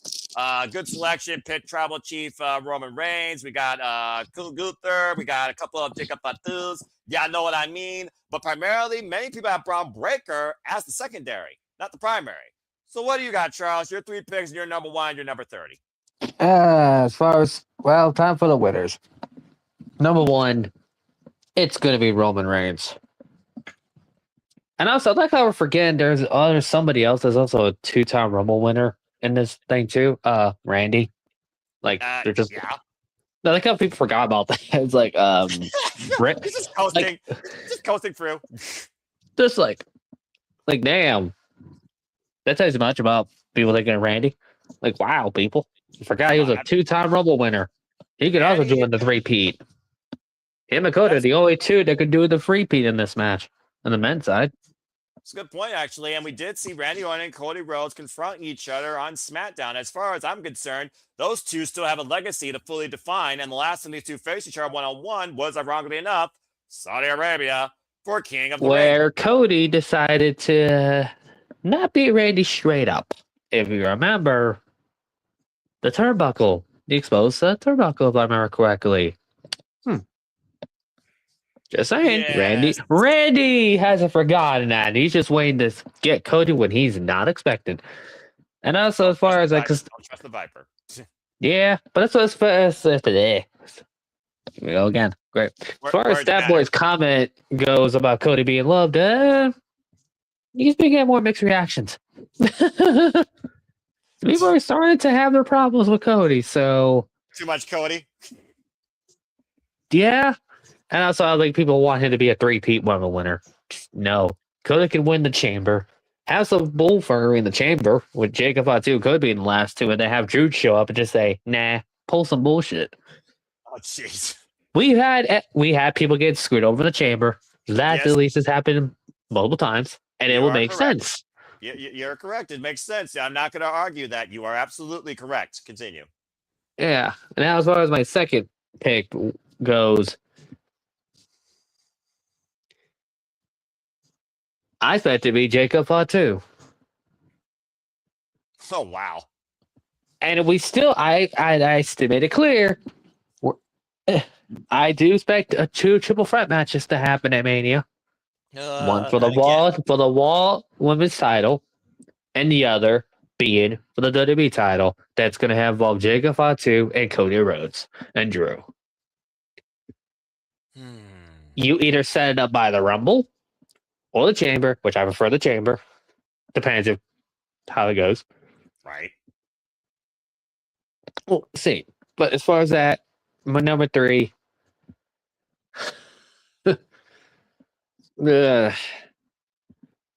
I don't think it's going to be Braun because I am just expecting to get Swerve and I'm expecting to hear Burn It Down during this match. Seth freaking Rollins? It would not surprise me. Seth's going to be back in time for Mania, so that during this Mania season. So he's going to face Bron Breakker at Mania. So that's why Braun's not going to be anywhere near the World Heavyweight title picture. So that's why my number 3 now.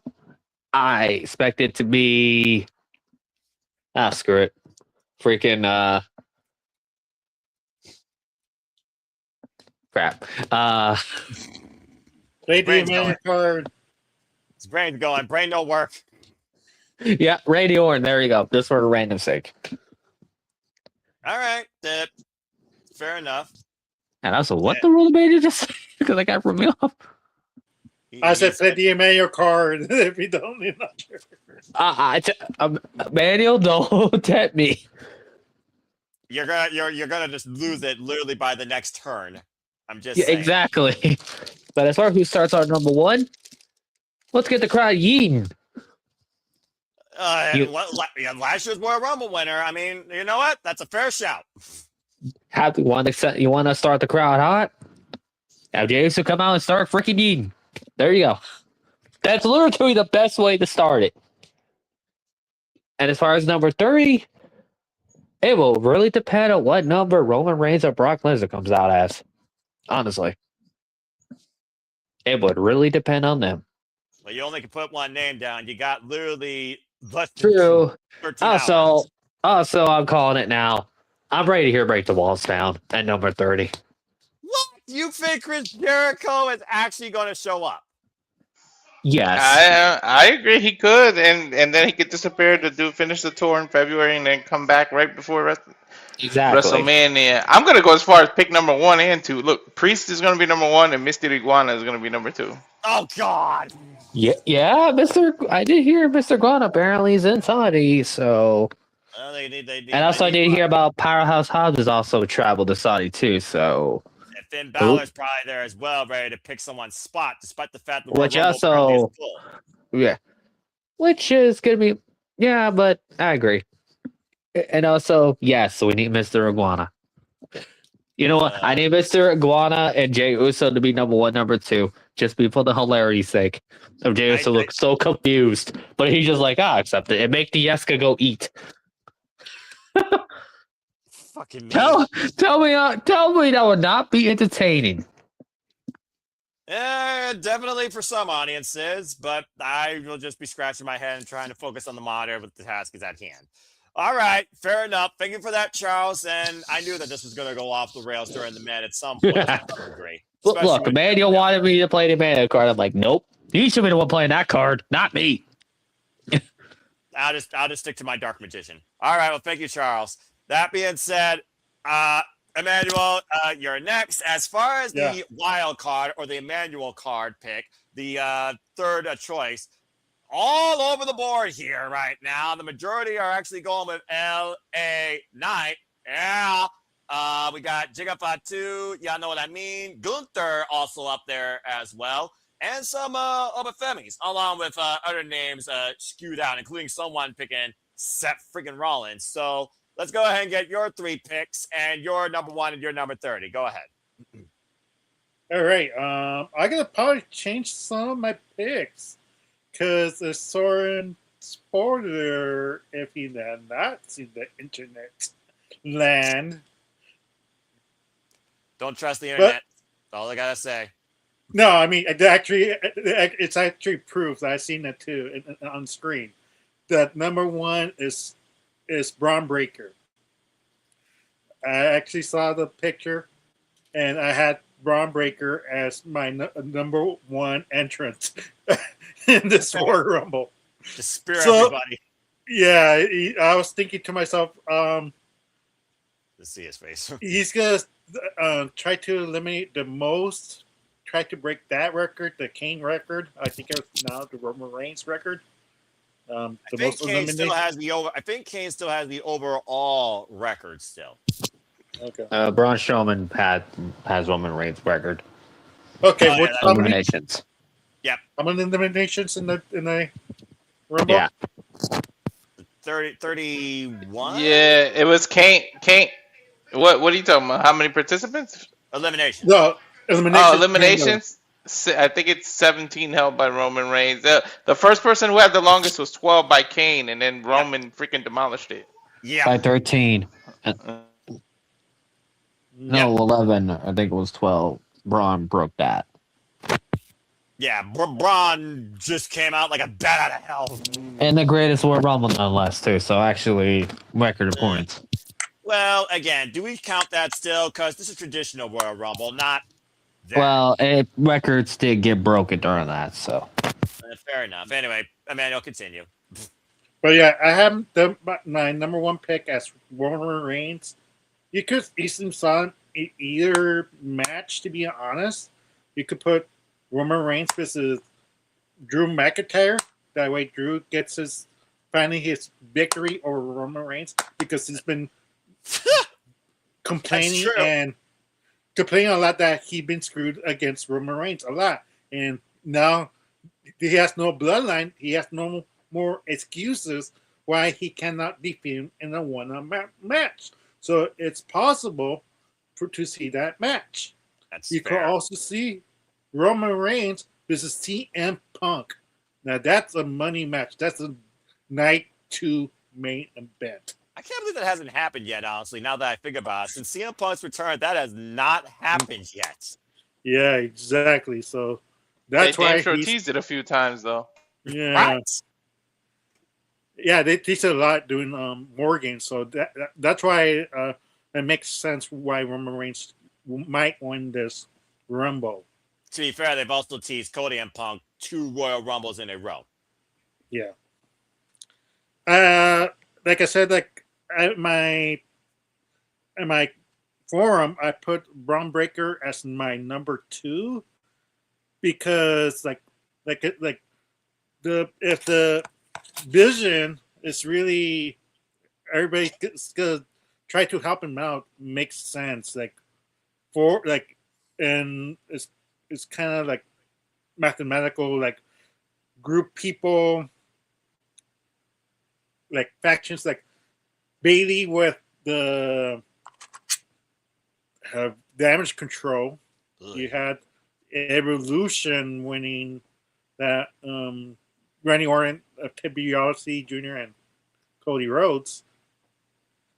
And then but yeah, I could see that happening as well.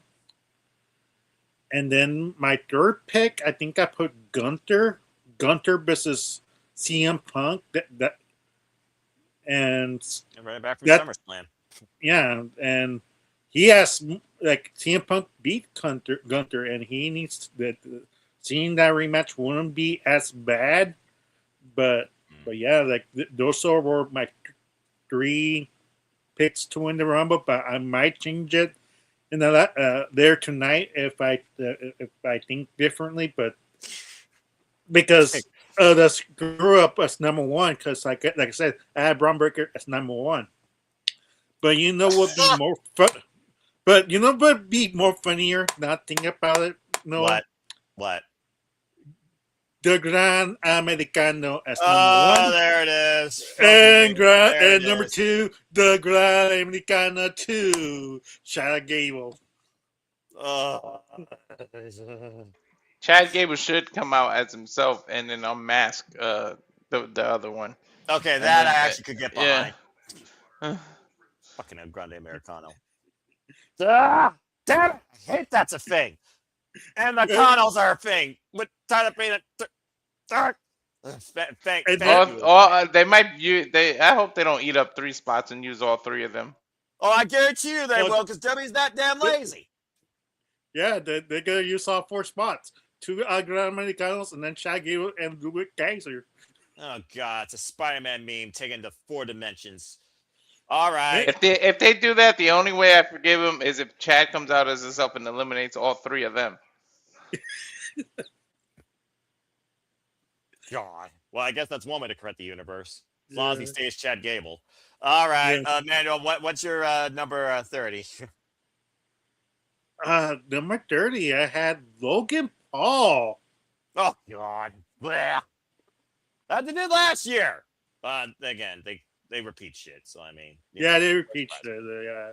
It wouldn't surprise me near. Like, he gets the crowd heat. Right. And then for Jericho appearance, in my former, I put yes, but now that I heard the Aaron Reth and how he's still in the internal roster of AEW, and start to question like maybe he's not going to appear because, like mentioned before, he has a tour, he's performing, and by now that you probably heard some rumblings or some speculation that you saw him in Saudi by now, right? He should be traveling right now to Saudi, right? Yeah, Fozzie's on tour all the way until February 28th, so kind of hard to do. I mean, back at all in 2018, he did show up at the last minute, but that was here in America. So there's a whole different animal going halfway across the world to Saudi Arabia. So yeah, I'm just gonna say right now, nope, I don't see Jericho showing up. Yeah, so I might change that pick right after this stream is over. But for surprises, I see 2 people probably that are not mentioned. I'll see either Paige appearing for the Women's Royal Rumble. That'd be a nice treat. And for the men's, I probably would go with Ken Shamrock. Ken Shamrock needs to go to that Hall of Fame, and that's how you put him in for this year. We're going to Las Vegas again. Please don't screw this up. You have the UFC over there. It's time. It's time for him to go to that. He was a special referee for the Stone Cold versus Bret Hart, the infamous The Return night. He made submission matches mean something, because before him, submission was basically not a thing. Accurate. They were more meaningful when he did it. Walter, you got something to say to that? Submissions were a thing. Tap outs weren't. Ken Shamrock made the tap out popular. That's what he made popular. Submissions itself were a thing. It's just Ken Shamrock made the physical tap out mean something. Yeah, exactly. People just verbally tapped things because Brett was a submission specialist before Ken Shamrock put it on the map. But in terms of Paige, if she comes back, I would wait to the Raw after Mania, and I would do it like this. I would have AJ Lee win the Intercontinental title from Becky. AJ's in the ring doing a promo as the champ, and Paige comes back out because it's a full circle moment. Because remember how AJ debuted? Yep. Yeah, I remember Paige debuted literally and took the title from AJ Lee after WrestleMania freaking 30. You're on point there. I like that a lot. All right. Yeah. That's a fair shout. I like those surprise spots, but yes, Emmanuel, you still got something else? No, like I'm about to say, like I feel sorry for how AJ buried all those divas during that WrestleMania. Like who else could have defeated AJ Lee after that? Come on. Nobody. A diva can't beat a professional wrestler legitimately, and AJ Lee was the proof of that. That being said, I said what I said. All right. Well, thank you so much for that, Emmanuel. Okay, so let's see here. Number one from the pool here. Oh, 42 people now submitted. Good grief, you all are all over the board, but primarily you got Bron Breakker coming out as number one. Now, I do wonder, did that botched graphic influence people's decision? But again, just conversation. There's a person here that did pick David Priest. I was undecisive until SmackDown when Priest had that face when he pulled it. That's the only reason I went with him picking number one. Fair enough. And then second people have is Jey Uso as number one. Again, that's Royal Rumble winner. And to Emmanuel's point, how you start the crowd off hot, you get them yeeting. And again, I feel regardless they're going to yeet regardless what number he gets. And then as far as number 30, Brock Lesnar, Cody Rhodes, Finn Balor even. Brock Lesnar, Obafemi, Roman Reigns, Randy Orton. So a little bit all over the place. Okay, so that just leaves me and my thoughts. Well, damn it. Okay, look, we got to consider this. Who the hell are we setting up for here? Are we setting up for Drew McIntyre in the WWE Championship, or are we setting up for CM Punk the World Heavyweight Championship? Which title, which champion matters more? Last year at the Royal Rumble, they clearly set up for the WWE Championship because that was the most important title. And that title was also defended the same night as Royal Rumble. We're back here again. I think the Royal Rumble is going to set up the winner to challenge for the WWE Championship more than the World Heavyweight Championship. Because at the end of the day, the WWE title still matters a whole damn lot more than the World Heavyweight Championship, even if it's on CM Punk. So, bottom line, I had to acknowledge Roman Reigns is my top guy. He's got history with both men. Drew McIntyre's looking for that elusive win. And to y'all's point, he's never faced CM Punk one-on-one. At one point, he said, that title will look pretty good on me. And with Roman Reigns, it's not about quantity. It's about quality. He's never going to surpass what he did with the WWE Championship to the point that it went black and gold. So why not give him a run with the World Heavyweight title and see what he can do with that? I could definitely see Roman Reigns being a guy to win. But that being said, did they fast forward Bron Breakker's push potential?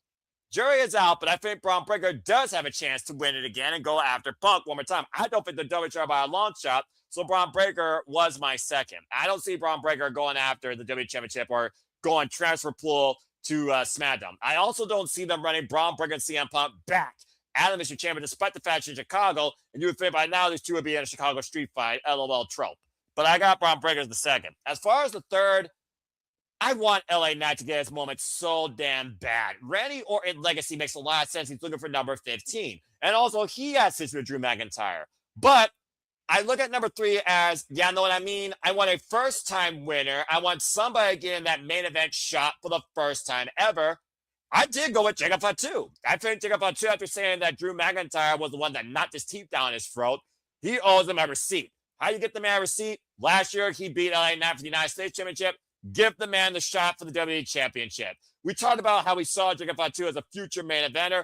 I think it's the chance to try and pull the trigger. So that's my third. I go with Jacob Fatu. As far as number 1, I like the whole idea with Jey Uso, but also, let's be honest here. What's louder than a yeet? People singing. And what's the song that people sing the loudest, word for word, the entire time? Randy Orton. I have voices. I have Randy Orton coming out as number 1 because I do think Randy Orton wants that chance at number 15, and I think we see him try and go coast to coast, especially if he has to confront Cody Rhodes the entire duration through it, if not towards the end of it. So I went with Randy Orton as number 1. As far as number 30, you really got to consider who's going to be the guy that's going to leave that last suspension disbelief that he's the last guy he's going to win. Roman Reigns came out dead middle practically last year, number 16. But Roman Reigns also does not work by the hour. I went with Roman Reigns as number 30 because the entrance alone is going to give more than enough time to eliminate people or set up the final 2 or 3 or 4 or whatever to finish out the Royal Rumble. So I went with Roman Reigns as my number 30. And again, I do not see Chris Jericho showing up. So that's my picks, and I'm sticking to it. All right. Well, that being said, y'all good, brother. And again, I will say this real quick in case people are thrown off. Because stop where it's at, damn it! Fucking good match. That's the Royal Rumble, folks. So before we conclude, let's go around the horn and see if anyone has any closing thoughts before we beat y'all fine. I did see Charles got his hand up. So, Charles, what you got to say real quick? Well, one, we talk about Roman Reigns, CM Punk never had a wall match before or something. Well, I'm saying since he returned. True. Which, to be fair, their only singles match was back in like 2013-14, where CM Punk lost to Roman. Exactly. So basically, they'll be like, well, that's kind of a long overdue rematch. One-on-one with no one else involved. You're right. Roman is like, I've beaten you before. I can beat you again. Easily. No problem. Stack them and smash them. How Yeah, does CM basically. Punk counter that? And neither man with Paul Heyman. So, yeah. I'm just saying. Yeah, Yeah, but I also think that Open Femi is going to be the breakout performer this year because you gotta figure out what the hell you're going to do with this guy on the main roster. So I think that he's going to be the biggest threat across the entire field this year in the Royal Rumble. What's up, Oba is the biggest threat. I would be so scared if that man wins the Money in the Bank this year. Whoever has the title, I'd be scared shitless if that man has that case. Well, we know it's in New Orleans, so I mean, I wouldn't rule it out. What you got? so I'm going to say this now. Oba's going to be the one that's going to eliminate Brock. And that's your Mania match. So you don't have Brock versus Gunther. You got Brock versus Oba? Well, Brock and Gunther's happening at SummerSlam. Okay, that's fair. When Gunther's going to make Brock tap out. All right. Fair enough. Doubt me now. But when if that happens, said twice, I'm going to be like, I'm no time champ. I remember. And we'll see if you're right, and I will literally acknowledge that you were right.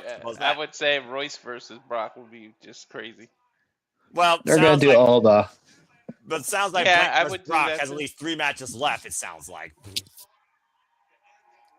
All right. Well, that being said, great job, everybody. Let's take a look at some comments here real quick. May the best person win. Choose the 2026 Rumble. Should be a good event. Hopefully I'm wrong and Cody doesn't win. Well, reverse psychology sometimes works. Come on, Liv. I'm excited. Can't wait. This has potential. No clear-cut favorite heading in from a shit build. Someone said 3, 2, 1. Buzz. Hardest wears of all time. That's a hot take. Give me Hobbs and Oba face-off. Don't care for the women. Sorry. Ouch. If Rey is 30, I will be mad because I saw the X signed by the ref on Monday. What the fuck does that mean? He got injured allegedly Monday. It wasn't bad enough. It was good. We people thought it was a shoulder injury, which, damn, shoulder injuries really love taking people out. This WWE hasn't it recently. I mean, hey, at least for once, it wouldn't be Rey Mysterio's knees. That being said, if Jericho comes out, I would do it like almost like a technical glitch, and nobody comes out. That way, you cover one of his gimmicks. Then the second one, you show like that screen. Like digging in, and it's like keep doing almost like technical glitches, and then the third one, like, did you figure it out that Y2 thing? You use that in a different way, and then he comes out finally. Like, just use all his gimmicks up. Just every gimmick. Also got the countdown. The timeline of Jericho.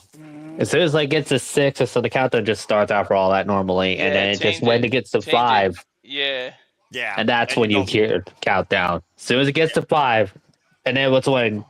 Well, here we go. Break the walls down. Automatically, the countdown. As soon as it changes. It should, He got a new single from Fozzy, and he uses that in his WWE return. Who the fuck knows, right?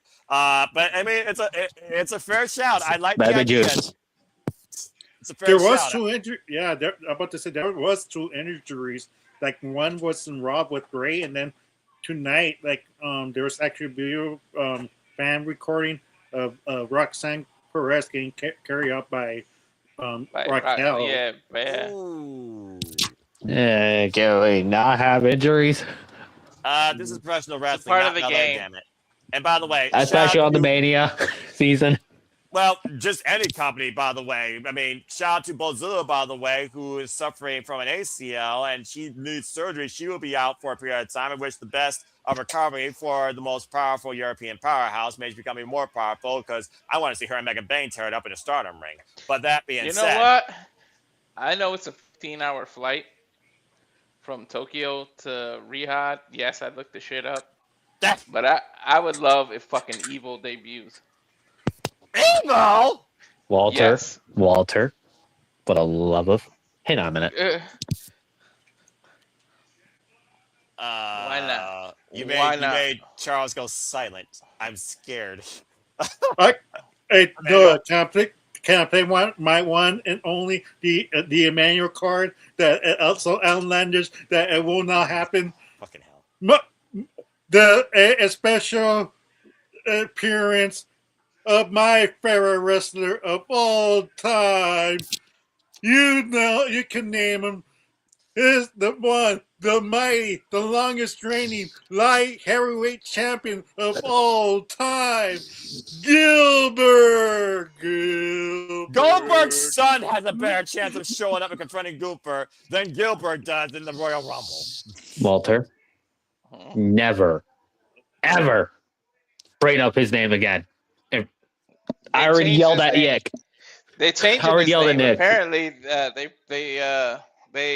they did like that what do you call that, trademark for a name Sinister, and the rumor is that that's for evil. Sinister. Why does that sound like? Why does that? I don't know, but you better hope Marvel doesn't fucking sue you for that. You better change that name. They trademarked Judas, if you're referring to that. That's the only recent trademark thing they did. Besides Career Killer. They did Royce Keys. They did Career Killer.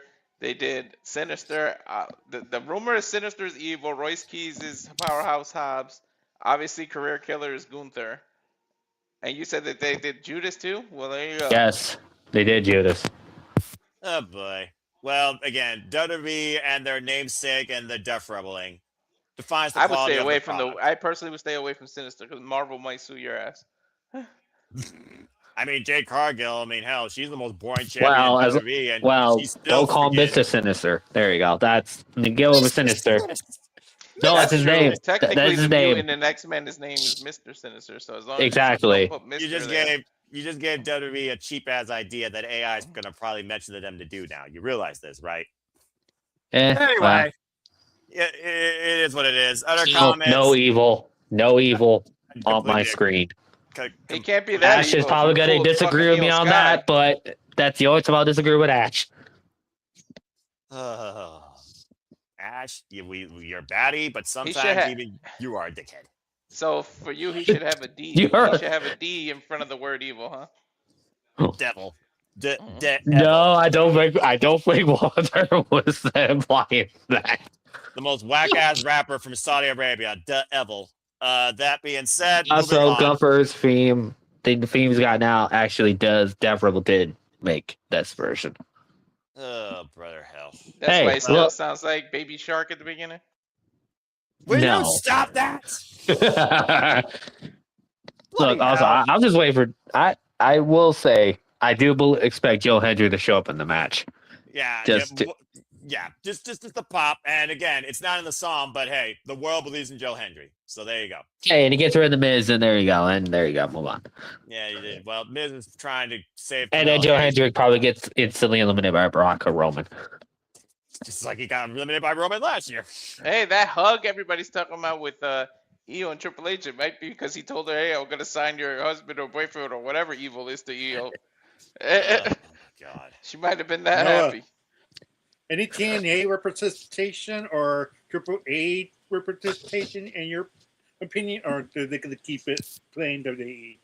Because it's in Saudi Arabia, I strictly see it being just WWE because I don't think Saudi Arabia knows jack doodly about AAA on TNA. I think Mr. Iguana is going to be there. Well, Mr. Iguana is in Saudi Arabia. That did thing. So okay, well, and also Powerhouse Hobbs. Also, Powerhouse Hobbs is there, so it could be. We don't know. Well, he could show up on the night after or when. Who knows? Because him being there.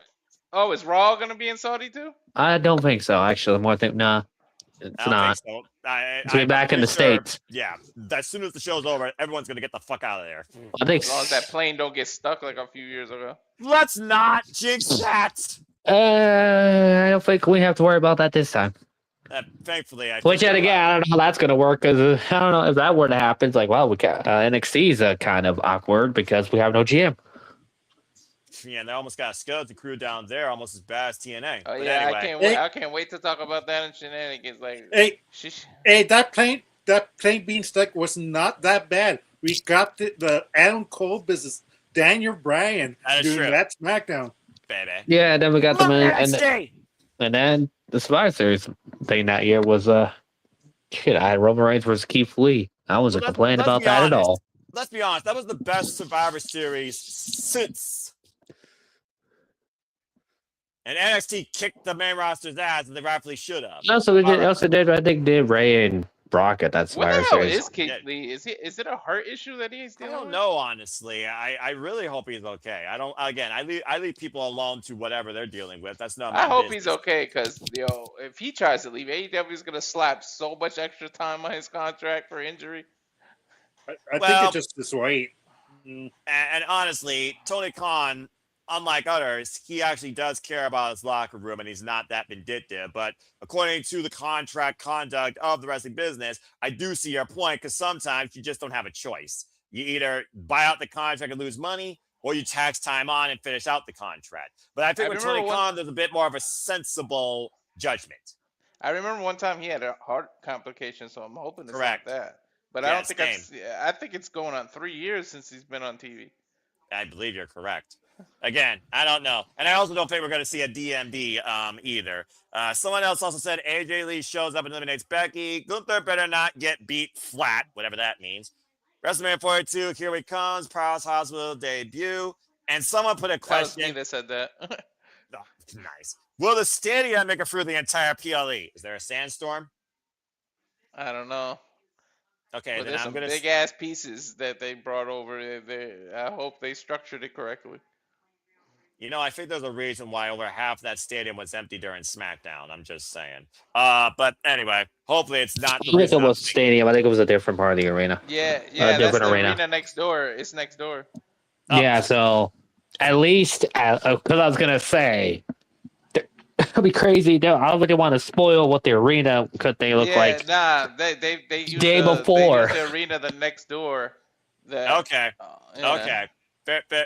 Fair enough. I'll take y'all's words for it. But hopefully a sandstorm does not blow through this and literally make this thing come crashing down in a catastrophe. And we're excited with the results regardless after this show concludes. So again, folks, that's the Royal Rumble. So what are your picks? What are your surprises? What are your face-offs you want to see? Tease matches for the future. Do you believe that we are going to build some matches on the WrestleMania 42 card officially out of what we see at the Royal Rumble? We are literally just 12 hours away from y'all's deadline to get your predictions in, and we are literally 12 and a half hours away from the Royal Rumble officially beginning, kicking off the road to WrestleMania 42. It may be in Riyadh, Saudi Arabia, but at the end of the day, we're living here in America, watching it, covering it, dealing with What it, is it, and 9 we're somehow going a.m. to be for engaged me? with it.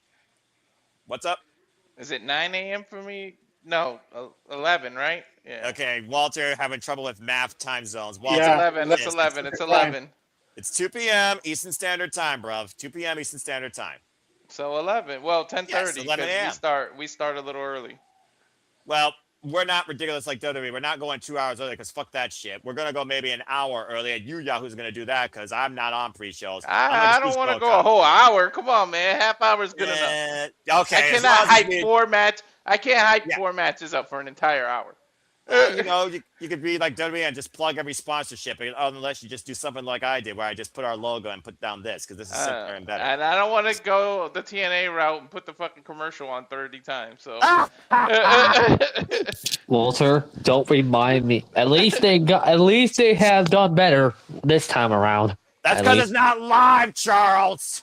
Damn, they beat There's the one- shit out of There's Jack one Perry. question that we did not answer. Who will eliminate Obafemi?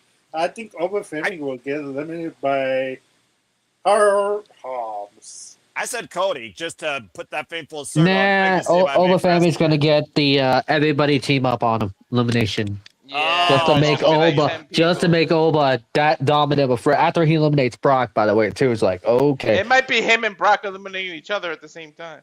And Probably. everyone else That's eliminated them at the same time, actually. That's a good shout. That actually might work better because then you got Brock and Oba and then your Mania matches. Like, there you go. Yeah, Well- so I can't get used to this fucking Doyle name, but his Twitter is still Jake something. What the fuck? Well, get used to probably him being gone again. Yeah, he tore his bicep. Oh, here on Poor Dynamite? guy. Yeah, I Yeah. saw that spot. I was like, Oh, that was on one. Yeah. Oh, I'm It was watching on it right TV. now. He just came out to the ring. Now, thanks for fucking it Walter, up. Walter, it was on TV. Right. you could actually hear the audio going. He freaking tore his bicep. Yeah, it's very noticeable. Yeah, dude, Ew. So I'm gonna cringe now. Yeah. a little. Yeah, Sorry. Walter. At least you got a heads up. Yeah, and Hey, look at it I this way, saw dude. I saw live when Sid broke his leg. Not live in person, but on TV. I saw it when it happened. So. You unfortunate person to see that shit live. Poor, unfortunate soul. Actually, that's not his thing. I'm not. Yeah, I've seen the clip. It's nasty. It's gnarly. I've never seen it like crumble that easily. Well, this is the money you can put towards your medical bills if you have a broken body limb. And this is the money you're going to be putting towards ESPN, or this is the money you can be putting towards Walter Cruz and his UFC watch alongs, or this is the money you can be putting in towards any of us that You cover can put all it these towards me on programs. PayPal so I can get my ass to Sacramento February 18th and see AEW. Oh, money in karaoke nights. No, we do not. Yeah, that is true. No. That is true, people. You should also do that too, so we can get no one to sing. Yeah, Shut the the fuck tax up. free. Give it to me and subscribe. I need subscribers and I need money. I'm going to Do be that in at the same Vegas time as well. for an entire 10 days interviewing wrestlers and doing all this for the channel. Me and JJ are going to 10 days. Rotormania. We're going to every event. And the car rental alone is damn near $600. Oh Damn, my people. gosh. What am I going to Walter, do? good luck. You're gonna have a fun time of your life there, buddy. Yeah, and he's going to be exhausted beyond fucking belief is also what he's going to be. I mean, just saying. You just realized they have not announced the rest of the people going into the Hall of Fame yet. So how Crazy. far into this match does this shit happen? You'll know- A little bit early, actually. Yeah, a little bit. I'm Yeah, right at the you'll beginning. see it. You will notice it. If you want to just blast out like a freaking, reaction while we're doing our plus one trying to close this thing out, then feel free to. That being said, folks, that's the Royal Rumble. Your predictions be known. Again, you have literally to 1:30 p.m. Eastern Standard Time to submit your predictions and make them final. Good luck to everybody in the kickoff of this year's WPLE Predictions League 2026. Let's go ahead and get the fuck out of here before Walter cringes. Charles, always a pleasure. Tell where the people can find you. Maybe I might make this a bit longer. So Walter, so we can't hear Walter's reaction. Oh, fuck. He just tagged out. Uh-oh, here it comes. Continue before I continue. Well, yeah, I'm gonna continue now. You can follow me on X, of course, under Tito Randall. And again, to the simple plug. Manuel, Simple plug, and you might probably hear Walter lose his mind. Probably. That being said, Emmanuel always loses his mind more than the Eminem song, but it's always a pleasure. And shout out to Lean Dominguez, who I also see as a prediction. Damn you. Battle of the siblings once again. Good luck, Emmanuel. And shout out to Arlene, who, of course, taking care of higher education. Again, Arlene, all the best. Emmanuel, go ahead and plug your stuff where the people can find you. Yes, you can follow me at Interactive Games and Movies. And you also follow me at Facebook.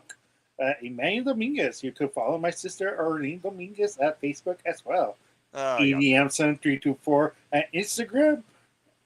And Arlene, it's Arlene Dominguez, and then ADM72244 at the X.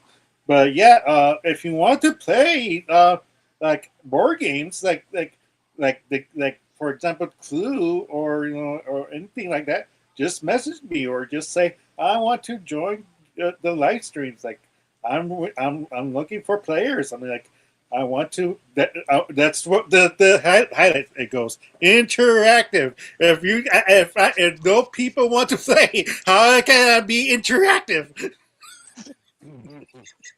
Introverted. That's what you are. Introverted. Yeah.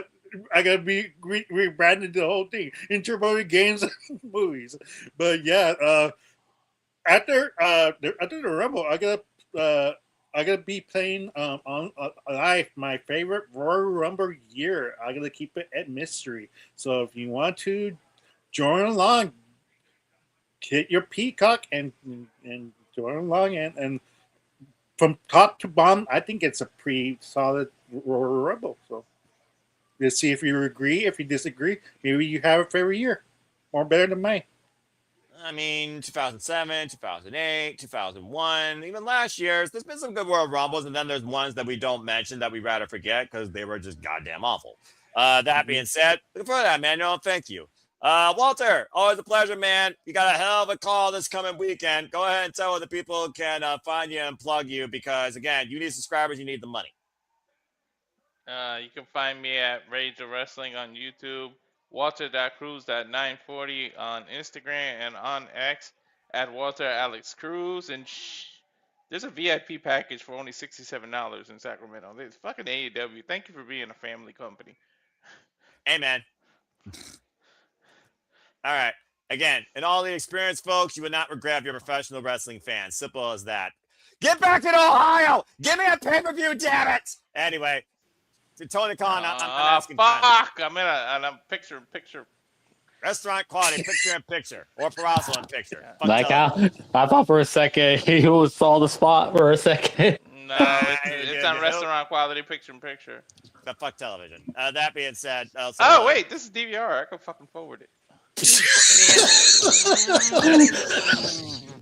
I like how it took to this moment where someone realizes, oh wait, I can fast forward for this. Let me do that right now. And I was about to just do this and be like, "We'll be right back," and freaking hell, Walter just be back on his screen.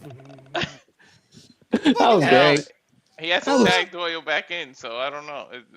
All right, when did Walter become the play guy for AEW? God come. Let's wait. Where's they right now? No, let's see once the spot hits. Then you can. Oh well, that being said, let me see what I can do here. Noah's got the brain. Do you remember when it happens? Dude, I barely remember. I remember. It's when when Doyle's on the apron. The apron. And he's on the apron right now. Watch. I think it was one of the FTR members. Yeah, you'll be driven down. You'll see. There's a chop fest going on with Dax. Dax. Oh yeah, it's coming up. Can I just say this real quick? Does Dax and Cash and Davis and Doyle look like a four-man group that just go back to throwback traditional men that just throw fists hard at each other? Yeah. I love the dynamic heel versus heel match there. All right, back to our regular schedule programming. Can I comment the edge sword for Ciampa? He gets put in the TNT title. I could go two ways. He's gonna either job up in his first title opportunity, or if you're working since day one in AEW and he gets a title right away and you don't, it's like you like where you go from here is like apple and oranges. It's like most of the I saw a picture of the all the WWE people who went to he just did a throat cut. And most of them are mid-carders, except for two. Tony Storm, who is the main card, and then Joe actually won the title, and they both won titles. And Swerve actually won a title too. So it's if they were still in WWE, they would be in the same position. So. Well, at least they're not in catering. Again, sometimes a wrestler, at the end of the day, wants a different experience. And I'm just going to say this real quick before I finally get back to normal. I feel like it's going to happen right here. Here at the Cinema Studios, we endorse the workers, the wrestlers. We do not endorse the companies. At the end of the day, you support somebody. Ah! Oh, yeah.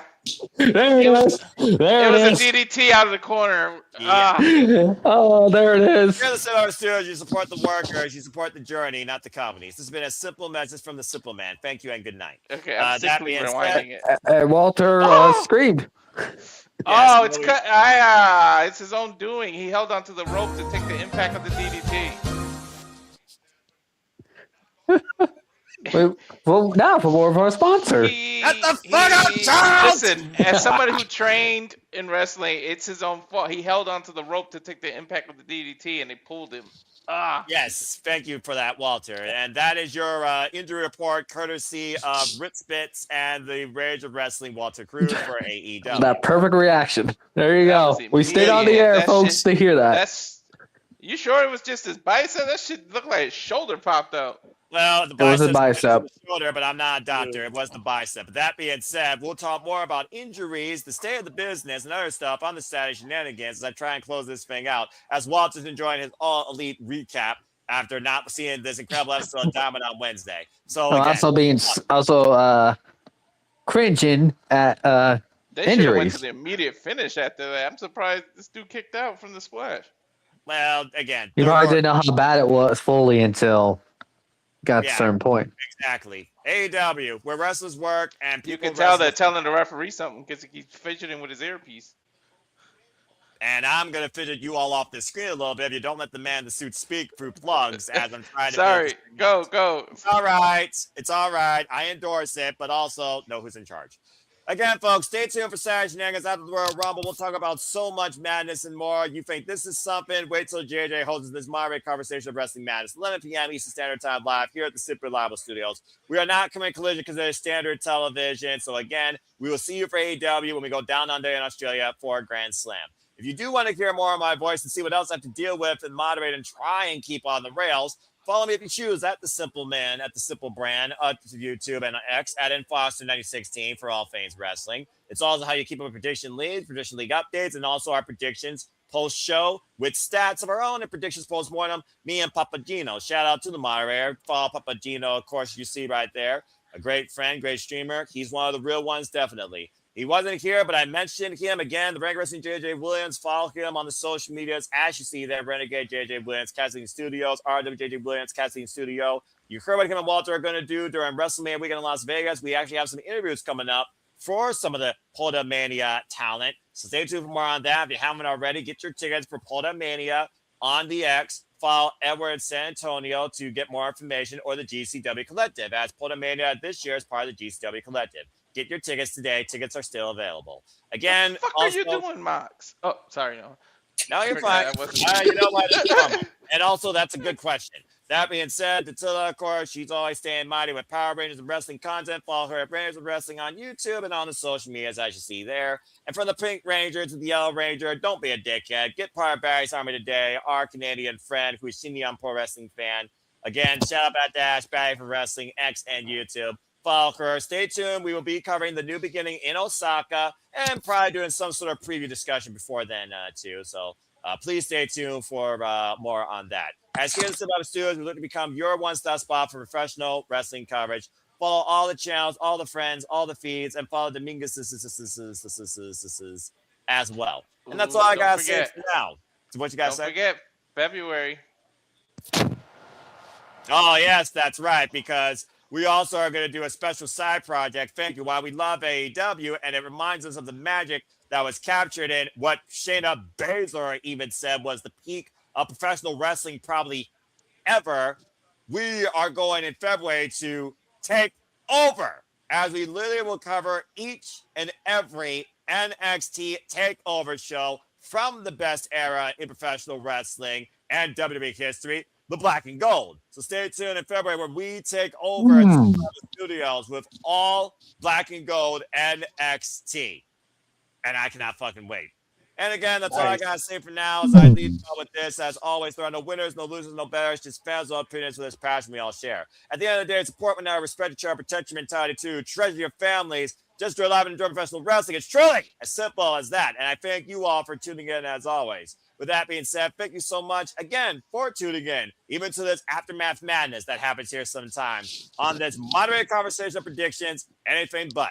Hope y'all enjoyed, got some hype, and got some fun discussion of your own out of it. Please subscribe, comment, and tell a friend. Hit the bells, videos live on demand on any of the feeds here on YouTube or any of the channels. Hit the subscribe buttons, because I assure you, the passion, the discussion, the predictions, the content, the creativity, the ingenuity, the silliness, and the madness I have to endure as I moderate these is not going to live anytime soon. Also, City Predicting will be branching out into GCW, hosted by regular JJ Williams. Further details are to come up on that, as the first GCW City Predicting team, I believe, is literally this upcoming Monday night, are welcome to join.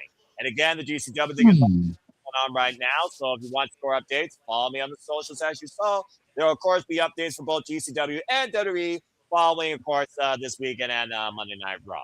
But I think that's all I got to say for now, as we, again, are literally on the countdown for a Rumble Cody. that kicks off the road to WrestleMania. She's enjoying Timeless Citrus. And apparently, Maria Shafir is an admirer of Mina Shirakawa. Who isn't? And apparently, Tony might need more milk. Damn. So, that being said, thank you all so much. I hope that you all enjoyed it again. Enjoy WWE. Enjoy AEW. Enjoy TNA, ROH, HOG, GCW, New Japan, Stardom. Just enjoy ABC. wrestling. And if you don't enjoy wrestling, find a friend or a fan that can help you at least take in wrestling or learn it, study it, because truly wrestling can and really is everything. And I think I've literally said everything that needs to be said tonight. So on behalf of all of you in the chat that have been tuning in, thank you so much. Again, figured step away Mike that joined the conversation. For Mr. Reliable Walter Cruz, who's all asleep, now it's all he has me. For Charles Schultz, who did not fall down manacle and spoke his piece. For Emmanuel Dominguez, who now has a trap card that apparently has a counterattack, believe it or not. And also any dual monster could probably beat him in Mortal Kombat. But he also can beat you in games. You might be able to beat him there. For Emmanuel Dominguez, for Arlie Dominguez, don't believe in Chase U. Believe in something else. I'm not going to say his name. Joe Hendry?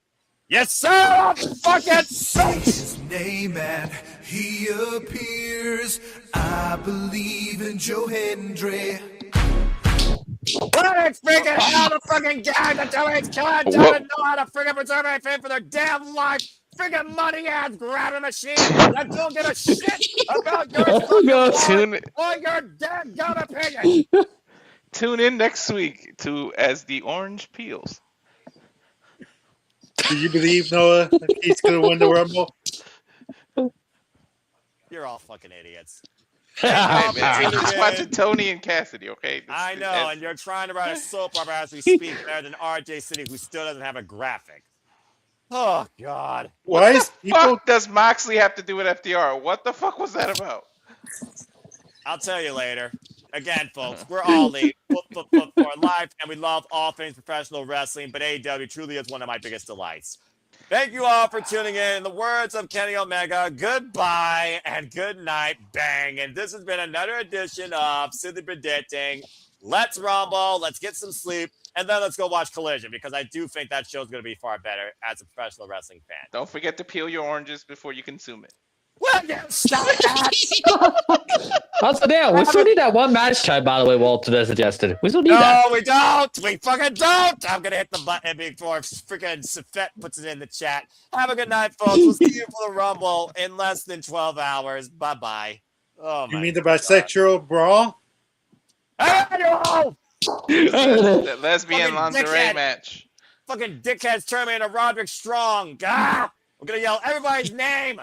Fucking hell. All right, I'm hitting the button. Good night, everybody. Oh, my Night, God. baby. Oh, Yell Three, his two, name and we're off the air. Thank Christ this is over. AEW.